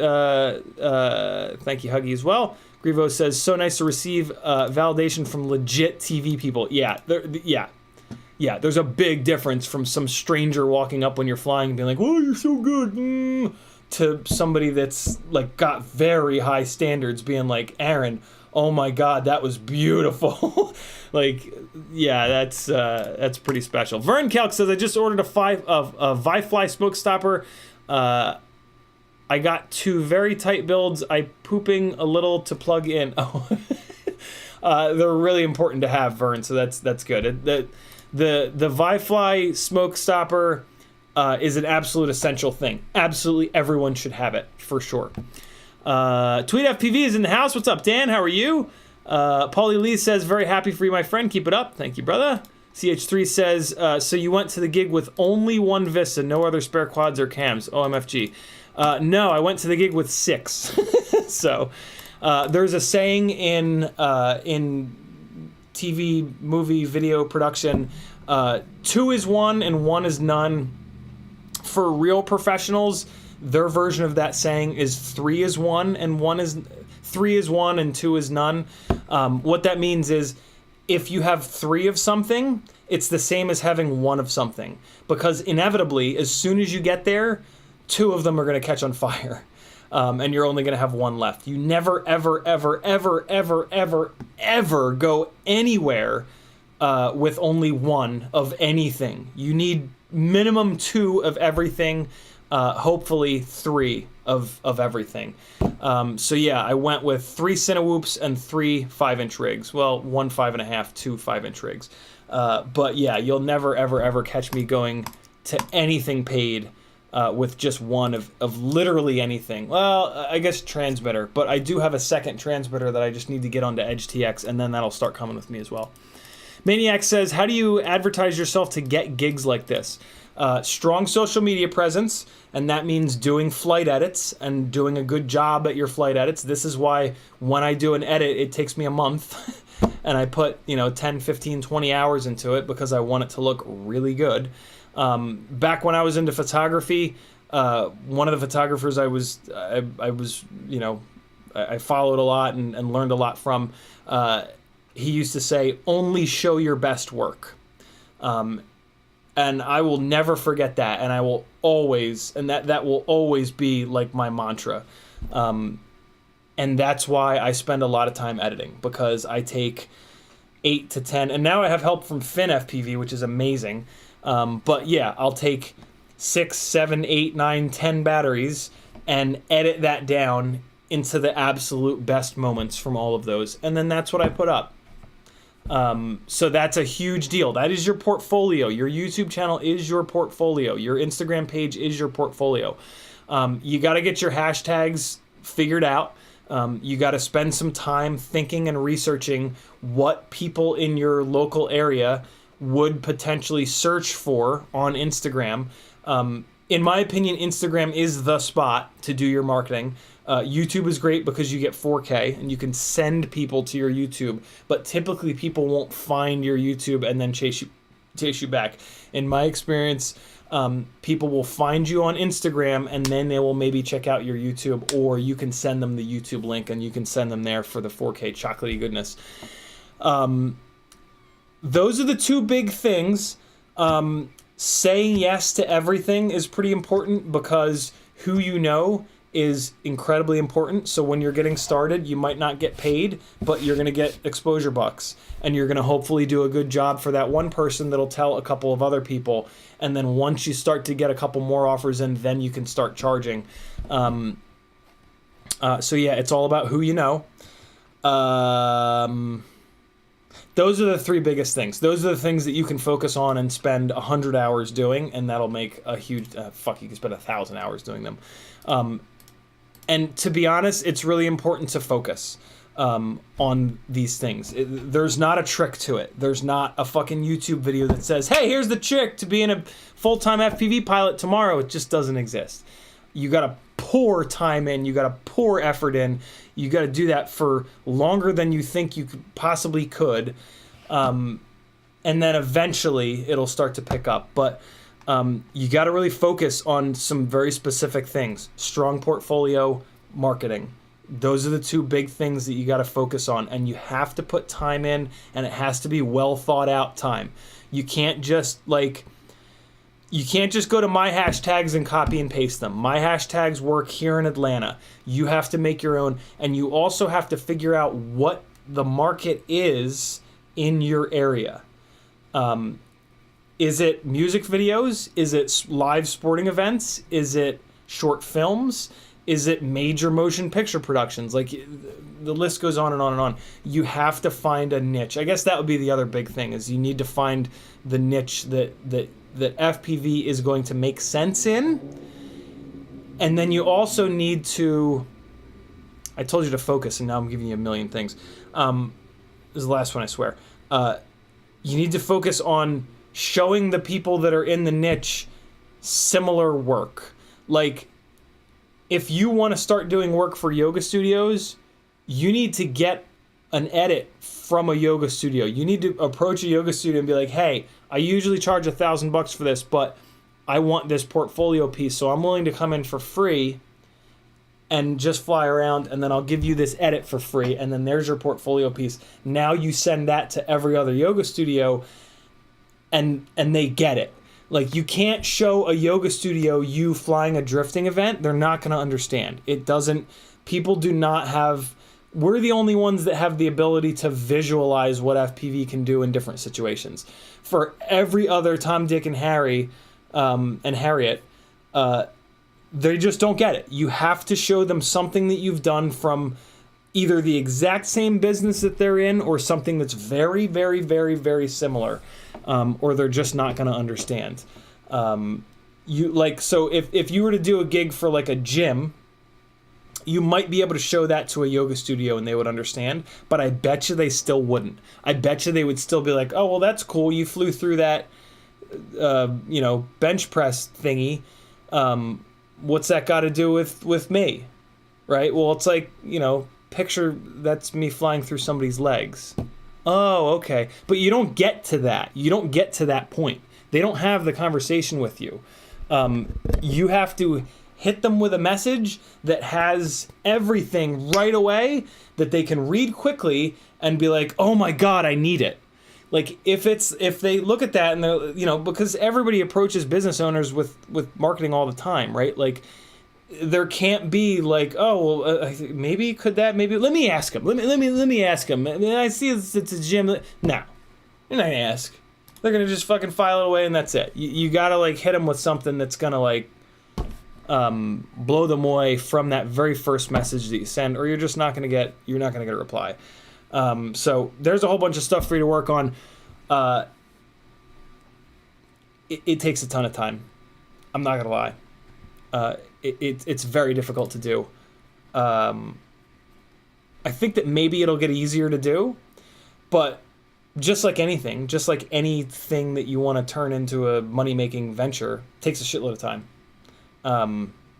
It is, and I think there's a weird misconception with all of us, because we're so used to seeing all of these pro pilots that just make it look very easy, and they've been doing it forever, and it's just whatever, and that, you know, they get approached by people that just offer them all this money to come out and fly, right? That shit doesn't happen for years and years and years. So be very realistic about that. Along the way, it's pretty fucking fun. I was in corporate world for almost 20 years, and that is much safer, and there are more jobs, and yada, yada, yada. This is very different, but the saving grace for me, at least, of FPV is along the way, while you're editing, while you're flying, while you're doing all these things, it's a fucking blast. It's an absolute blast. You just need to wrap your head around the fact that, like, yes, it's a blast, but it's going to take a long time, and it's going to take a lot of effort. And what I think is nice about it is that along the way, if it's, this is going to sound, don't judge me for this. If it's right for you, it'll become very obvious. Like, along the way, when you're doing all that work, if you're cut out, this is what I mean to say, if you're cut out for it, you'll be able to keep going. How about that? It'll just naturally kind of happen. And yeah, there's kind of no other way. You know, one of the only people that I've ever seen that's kind of gotten around that, for I don't know why, is Matt Potschwat. The only thing that I can think of is I think that he came into the hobby so late that he avoided all the technical bullshit that a lot of us did. And he was able to just buy bind and fly rigs and just fly. Kind of Slat too. Slat came into the hobby pretty late when the tech was like all fucking figured out. So like he didn't have to waste any time on the technical bullshit. He could just get up in the air and just spend all of his time flying. But really, like, those two guys are really the only two that I've ever seen that have managed to skip this like grueling grind and just like blow up and become super popular and all this all at once. And admittedly, it's in some ways it's very frustrating because, you know, it feels like there's a lot of us, myself to some extent, that, you know, laid some of that groundwork for them, and it's kind of hard to see somebody come in and just benefit from all that and just like boom, they're way more popular than you. But you know, whatever. It's the mind is a funny thing, right? It's annoying that my mind goes to that place and is like, oh, God damn it. But you know, that's a very human thing, right? Great question, Maniac. Espander says, that is more ridiculous than it sounds. I don't know what we were talking about at 3:55, Espander. Sorry, brother. Freelojo dropping the links. Thank you. Oh, YouTube. Whoa, shit. There's a whole bunch of super chats. All right, I'm going to... let me make sure I didn't miss any. I'm going to skip ahead to the super chats. Jesus, it's 4:38 too. I'm just going to miss comments today. I typically don't. I apologize for anybody whose comment is going to get missed here today, but I am going to miss some comments. Gamma Gonad with a $9.99 super chat. Thank you, brother. He says, just a little something to help out with equipment for future endeavors. Super stoked for your recent success. Glad you were willing to give the dark side a try. Thank you, dude. Another $10 super chat. He says, here's another 10-ish spot for help with the gear fund. Again, super stoked for you. Let's get it going. 97 turns into 107 and then 111. Thank you so much, Gamma Gonad. To be super honest, thank you so much to all of you guys. I know you're probably sick of me saying this, but I don't care. Every single one of you guys are a big part of, like, my story and my ability to keep going. And that's a big deal. It's a really, really, really big deal. So from the bottom of my heart, if you just watch the streams, if you're a top patron, if you're anywhere in between, this, you know, each one of you guys has had a part in this, and it's super rad, and it's not lost on me, and yeah, it feels good that I've been able to give you guys entertainment and laughs and you know, shit like that along the way, but sometimes it feels like, I don't know, this is a pretty human thing too, but sometimes it feels like I don't give back enough, and that, you know, I still like owe you guys. And that's kind of just, you know, I've learned in talk therapy to not crucify that that part of my brain and let it be the loudest voice, and let it, because it ruins shit. And I've learned to love that part of me, and to let that be a different story, right? And to turn that into like an appreciation and a drive, right? Like that part of my brain that makes me feel like I owe you guys more than what I've already given you.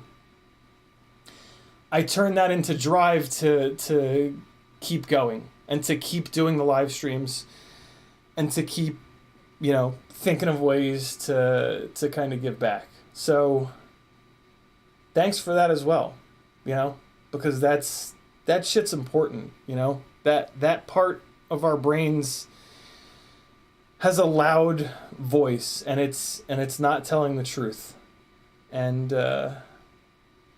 yeah, I've been given the opportunity to work my way through that, and it's taken a lot. It's taken a lot of talk therapy and introspection, and, you know, the last year has been just crazy, you know.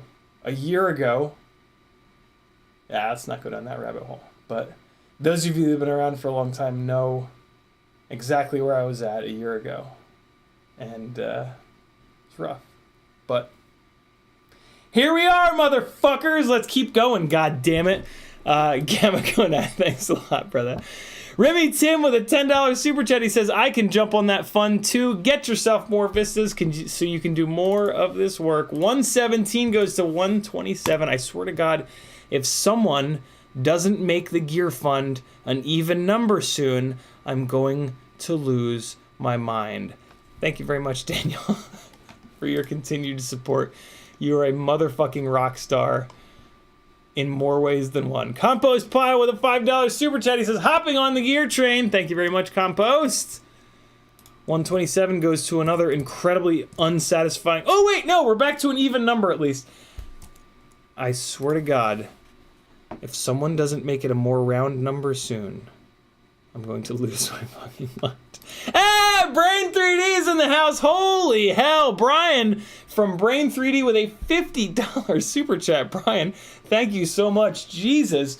Not only does he sponsor your buddy CiottiFPV, but he also supports me via the super chat verse. If you need 3D printing and you don't know about Brain 3D, where the hell have you been? It's okay. I gotcha. Brain 3D is the spot. BMC 3D is also fantastic. Won't take anything away from Brent, but Brain 3D is just amazing. Sponsored me as of like a month or so ago. I still need to get his logo onto my screen. Brian, I think I saw an email from you with the... I'm behind on my emails. I got to get that PNG so I can put it on my screen. But damn, Brian, thank you so much, brother. Brain 3D for all your 3D printing needs. Just quality is second to none. His STL files are beautifully well thought out. If you bug him, if you're still flying a session like me, I bugged Brian to add a little bit more cushion for the pushin'.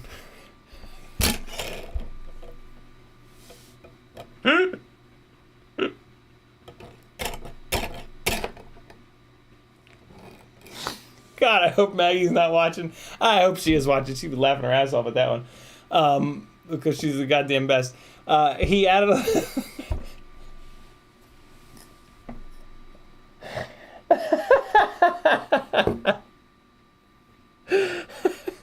he added a little bit of extra cushion for that pushing to the top of this mount that he made for me. I bet you if you're ordering a session mount, you put into your order notes that you want. Make sure you put into the order notes. Yo, Ciotti told me you need to add more cushion for my pushing. It's the fucking mount. That'll probably do it. What this does is, a lot of times you hit, like in a lot of collisions, especially the collisions that break the GoPro, you'll hit on this front edge, and this little bit of extra TPU really does help, I swear to God. I know that it helps because I've previously run the BMC 3D front load mounts, and Brent did that. Brent has that same little bit of cushion for that extra pushing on the top of his mounts, and I can tell by how mangled this gets that it's definitely working. And my sessions have lasted for a long time, and they've lasted for a lot of abuse. So yeah, if you put in your order notes over on Brain 3D that you want more cushion for your pushing, I'm willing to bet that Brian will hook you up. Oh, why am I such a goddamn child? 132 goes to 182. Thanks to Brain FPV. Support the people that support the people that create the content that you like to watch and pee your pants to. Because, as we all know, you're not cool unless you pee your pants. What movie's that from, you sons of bitches? Did anybody get the short shriveled to the left? It was from Liar Liar. Reed in the Wind with a $50 super chat as well. Goddamn, no comment. Just wants the gangliest of gangles to buy some more Caddick stuff. Reed, thank you, brother. Oh, the math. 8, 9, 10, 11, 12, 13, 3. Carry the 1. This might be wrong, but 232. There we go. Thank you very much, Reed. Reed is, thanks for the segue too. Reed has locked in one of my weekly spots over on Fiverr, or if you just message me, for build planning, flight instruction, and or tuning info. Reed actually, like, he approaches it as just like an open session to ask questions, to talk about stuff, which I love that. But yeah, if you want to do a weekly, if you want to lock in on a weekly time slot with me, there is a discount since it's going to be an every week thing. So hit me up, message me if you're interested. And yeah, I have a couple of time slots that I have kind of just, I leave open every single week for folks that want to lock me in on a, every single week, Wednesday at 2 o'clock or so, or something like that. Actually, no, 2 o'clock is not one of the openings, but hit me up and yeah, we'll get it figured out. There's this comment. He says, that's for whatever CiottiFPV. Thanks for all the help. So refreshing to hear good things happen this weekend. Thank you so much, Reed. You guys should sub to Reed in the Wind's channel. He's got some cool stuff coming. You're going to want to keep track of it. ReedInthewInd. One of the more fun... I've never told him this, but his name is Reed. What a cool YouTube name, right? Reed in the Wind. Come on. For an FPV pilot? Come on. That's pretty dope, isn't it? Super Deluxe is in the house too. He says, so proud of my man. Proud of you too, brother. I watched your questions, my answers, questions answered, whatever the hell it was, from Super Deluxe. Edit that he put up the other day. It was super funny. His dog was being very mouthy. It's a good one. Hit Super Lux's channel and watch his most recent edit. I think you'll get a kick out of it. WamFPV says, don't stress about not giving back, bro. For me, half the fun of CiottiFPV is your enthusiasm in general towards FPV, Maggie, cars, etc. It's rad and you deserve every bit of success. Thank you very much, Wam. Much. Blinda Binda. Blinda Binda with a... Disgusting. That's disgusting, Blinda Binda. That's gross. Don't be gross. Gamma Gonad with a $13 super chat. He says, even, hopefully. Let's see.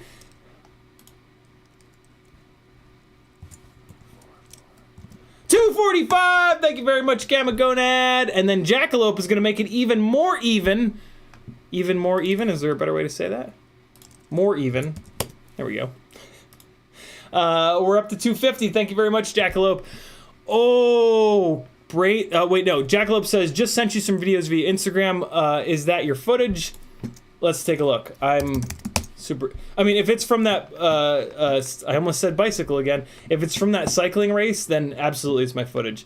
Let's take a quick look here, though. Because I haven't seen much... I mean, hardly any of my... I mean, I saw it in the goggles, obviously, but it's different when they cut to it, you know?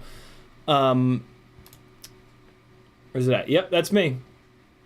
So let me pull a couple of these up. Oh, come on now. Really? It won't open in a... There it goes. Oh, it's just opening the images. Are you kidding me? Internet, really? You're better than this. All right, we're just gonna go through these, just to give you guys some idea, because the live stream's not up yet. So yeah, these are a couple of the stories that were pouring in from. There's that goddamn DJI watermark there. These are some of the Instagram stories that were pouring into American Crit Cup's Instagram channel. This is incredibly. That's a wild thing for somebody to say. I think there you go. So it got really sketchy down here. That was where I absolutely had to break off, but there was actually a chance I could have kept that rolling. So yeah, there's some actual movie. Yeah, look at this camera angle that they had. I love that little camera angle there. So yeah, that was turn 3. That was diving down into turn 3 on the way down the hill. So that was an example of when I had a nice high elevation for them to see the way that the groups were kind of moving around and some of the strategy was going on. And then this person filmed it sideways and put it on a story, which is just the most... Oh, it's the same shot too. Okay, so that's fine. Why would you put a story sideways, really? And then here's that same one. You can kind of see it's bobbling around a little bit. It was, whoo, boy, it was windy.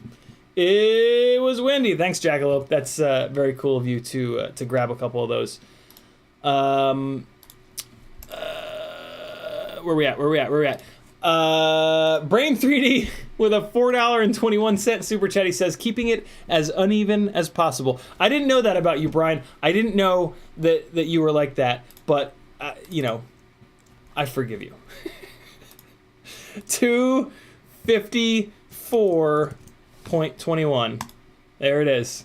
There it is. Somebody's gonna have to... Gamma Gonad ain't having any of that. It's Gamma Gonad and I against Brian from Brain 3D. Jay Miller says, how do you feel about Evanta quads, bind and flies? I don't know anything about them, Jay Miller. I'm not a reviewer, so nobody ever sends me bind and flies. And I try not to talk about a product unless I've actually flown it and, to be honest, crashed it. So yeah, I'm unqualified to speak on most bind and flies. I've never even heard of that company, to be honest. Evanta Quads, I've never even heard of them to be able to say, like, hey, you know, they have a good reputation or they don't have a good reputation. So unfortunately, I can't really help you much out with that. Thanks again, Brian, for the 421. Veritas Weasel with a 1999 super chat. No comment. Oh, there it is. Super chat with just because you're you. Thank you very much, Veritas. Super cool of you. We're going from 2.5 to 2.7. No, we'll do it. No, I can't do the math for 99 cents. We're going to 274.21. Gamma Gonad with a 679 super chat. I'm just gonna assume that he did the math correctly. Oh God, here we go.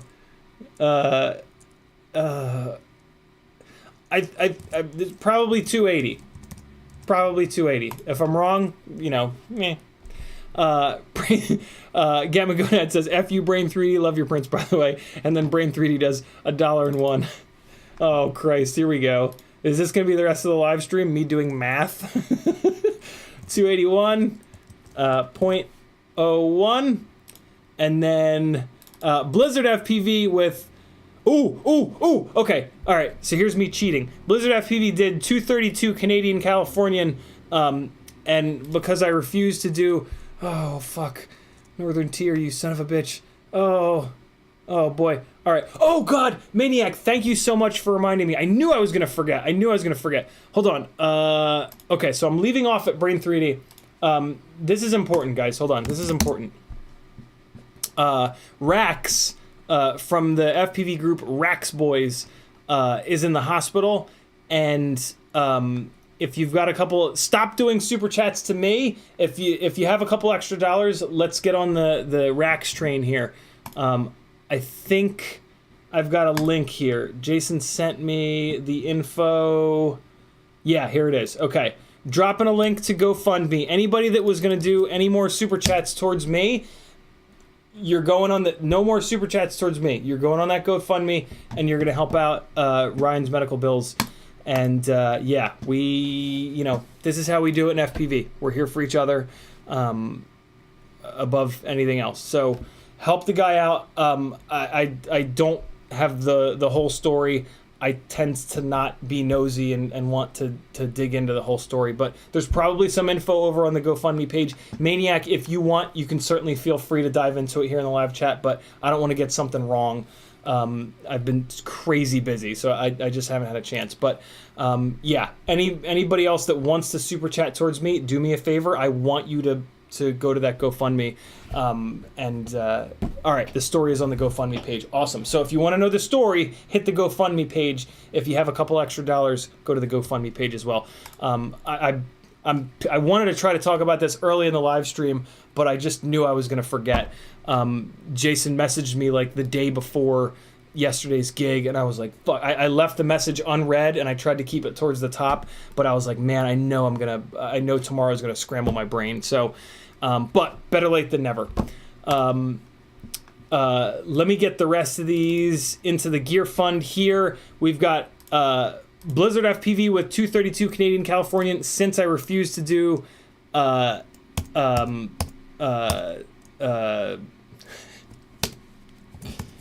what's the word? Conversions. I'm just gonna round from 281 to 283. This is my excuse to round up. And then Northern Tier FPV with a $10 super chat. That goes to 293. Thank you, Northern Tier. Thank you, Blizzard. Thank you again, Brian. And then Maniac FPV with a 49 super chat. He says, shouting out our buddy Rax from Rax Boys. He can use some thoughts, good vibes sent his way. We're going to go 298. And then I'm going to take some of these super chats, and I'm going to donate to that GoFundMe as well. I'm actually going to open that up in a tab right now so that I don't forget. Looks like they're at, wow, oh, Jesus Christ, the FPV community is the fucking best. They're at $2,050 already, and this has only been up for 2 days. Jesus. My God, that's awesome. All right, so we're going to donate now, and I'm going to do 50. I can pretty comfortably do that. What is this? I don't know. What is this tip thing? Sure, what? Tip GoFundMe? I don't know what that means, but I'm just going to hit continue. And as someone who does not have health insurance right now, this is a really big deal. So, yeah. PayPal and Gamma Gonad says, just sent what I was going to send to you to GoFundMe. Awesome. Thank you, Gamma. Use balance first. Agree. I have to do this right now, or I won't do it for many days, because as soon as this stream ends, I'm going to take a little bit of a break from FPV and go to Maggie's. I'm not bringing any of my shit, and I'm just going to enjoy spending time with her and the kids, and I'm really looking forward to it. Let me copy the GoFundMe link, and then I'm going to throw it up on my Facebook. Kemagunan says, I don't even know what it's for. The story's there, if you want to read it. Come on. Facebook, hurry up.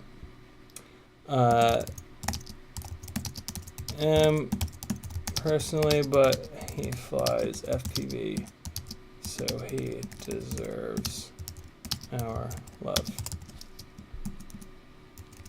All right, awesome. And there we go. All right, cool.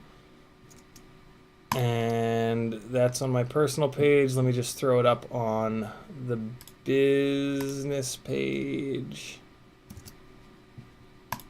All right, awesome.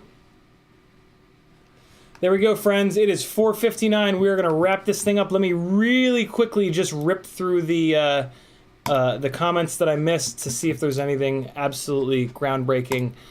But realistically, the end of this stream is all about getting onto that GoFundMe and helping out a fellow FPV pilot.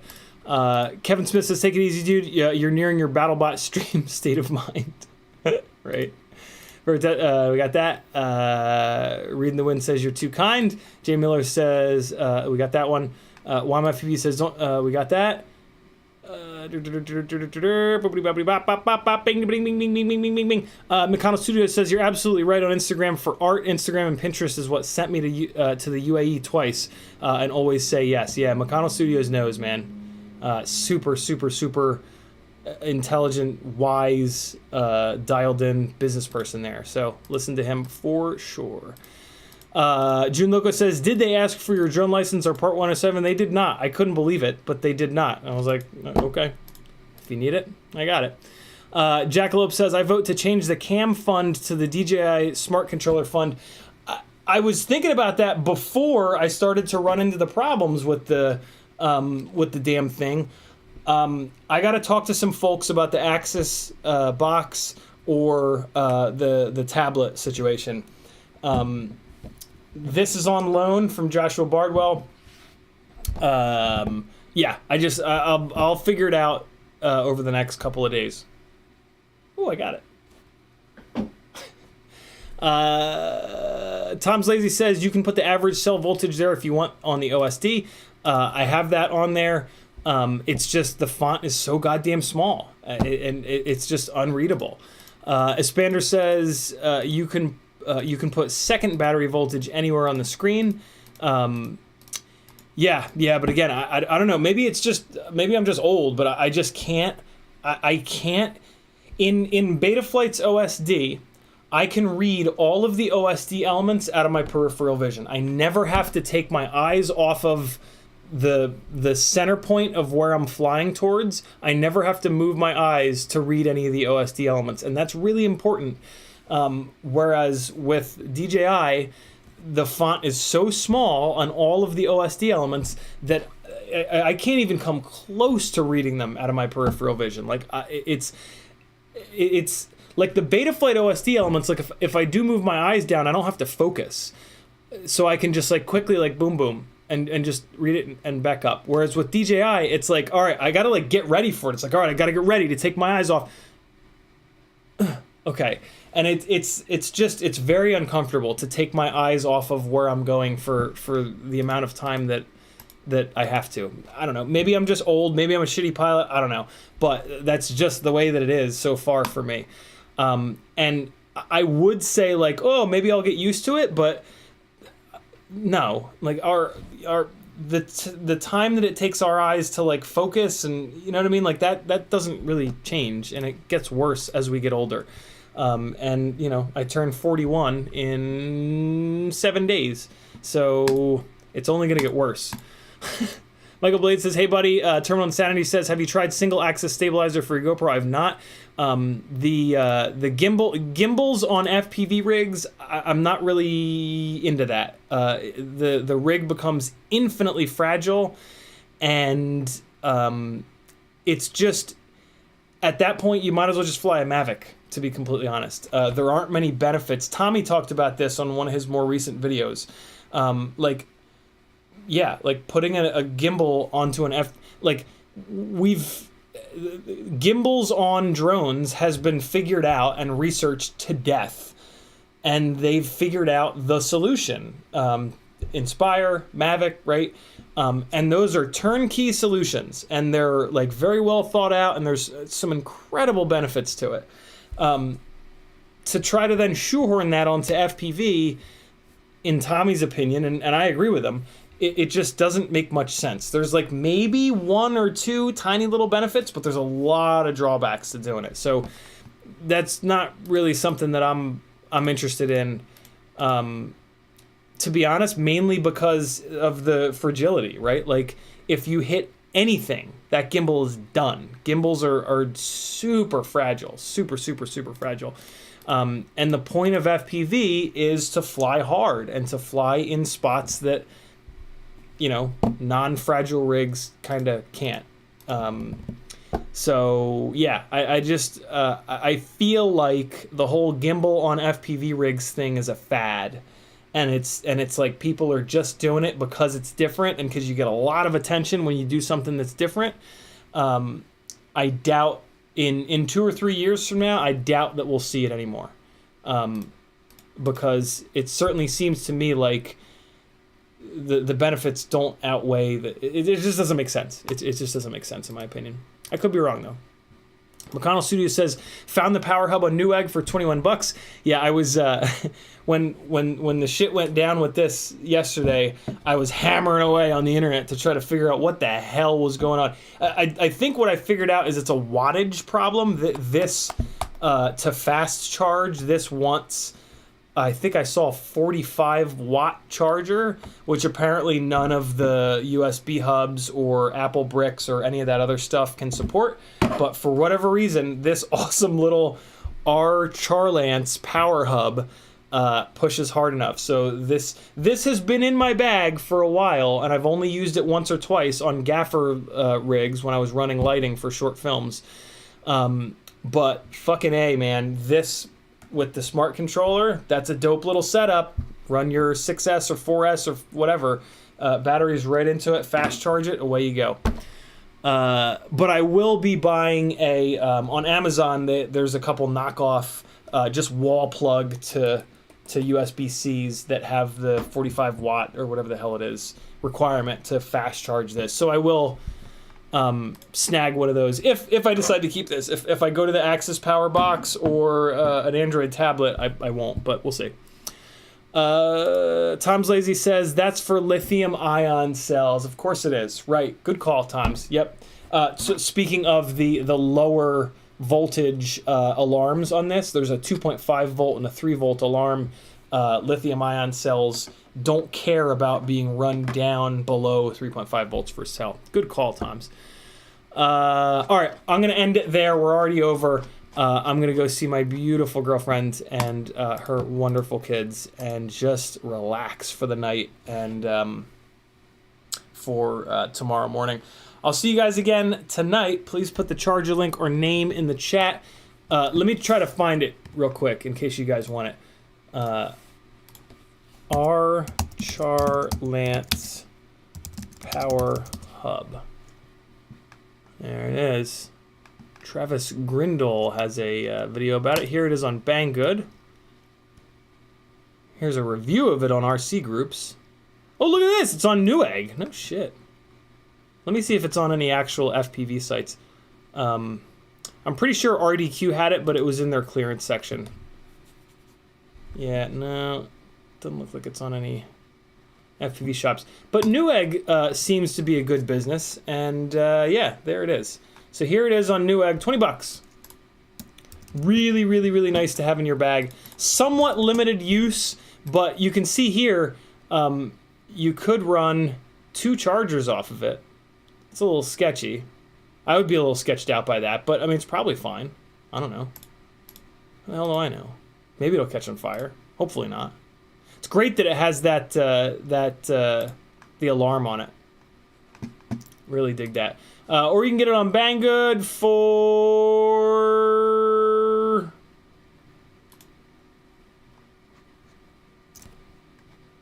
maybe you can't get it on Banggood.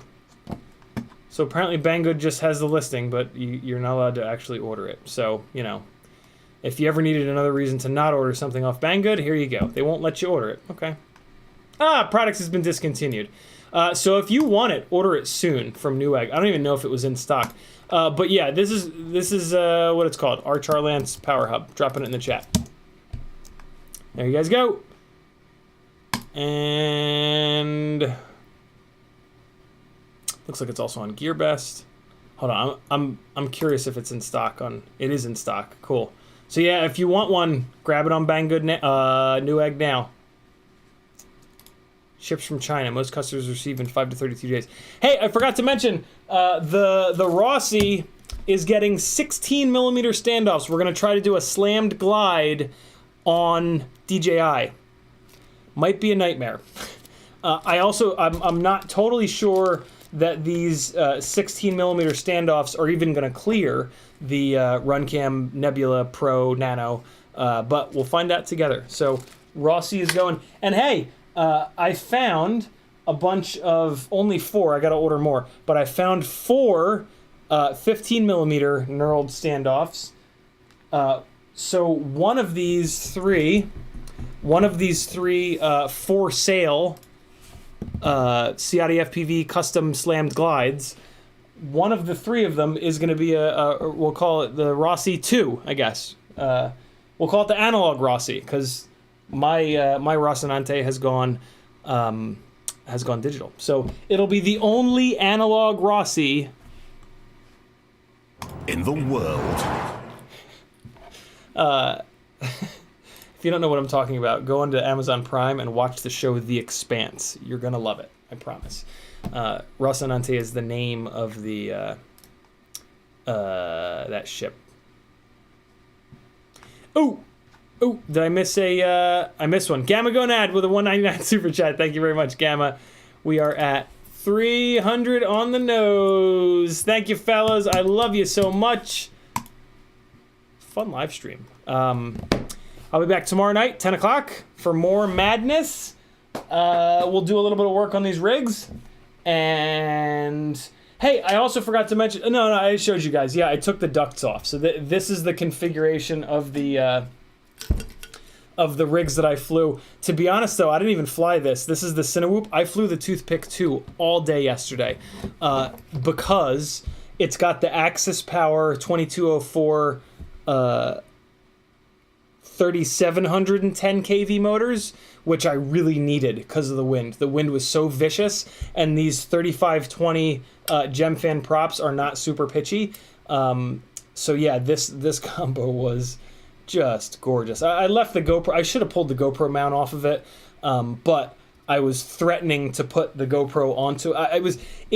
If the wind had just died down for like 1 fucking second yesterday, I was gonna put the Hero 8 in here and get some 4K footage that I could do my own little edit with, but it just didn't. The wind just never died down, and it was sketchy. It was really, like, the wind was really kicking the shit out of me, and the last thing I wanted was more weight on the rig.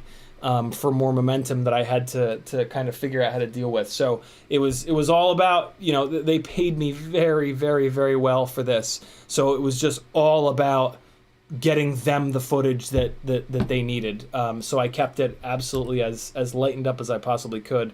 And yeah, turned out really well. So no 4K footage from yesterday, but the next event that I do, I can't possibly imagine that it'll be as windy as this one, and you better goddamn believe that I'll be getting some 4K footage, because I can also give them the 4K footage for them to use in the recap stuff. So yeah, but yesterday was all about the nice. Wam says it's the Martian Rossi versus the Earth Rossi. Yeah, so I have the Martian Rossi. Where is it? I have the Martian Rossi with new fangled DJI tech. I'm going to build you guys the Earther Rossi. I love it. All right, guys, be good. I'll see you tomorrow night at 10. CiottiFPV.com if you want to support your boy. Jump on that Patreon. Lots of good benefits. The Stick End Fund is a great way if you want to check out every single stick end that exists. You got to be a patron, and then you got to go over to Discord. There's a group called Dick Ends where you can find out all the info. Tomorrow night, 10 o'clock. Do it. Thanks, Super. What else? I don't know. Don't do anything I wouldn't do. Here's some flying. Love you!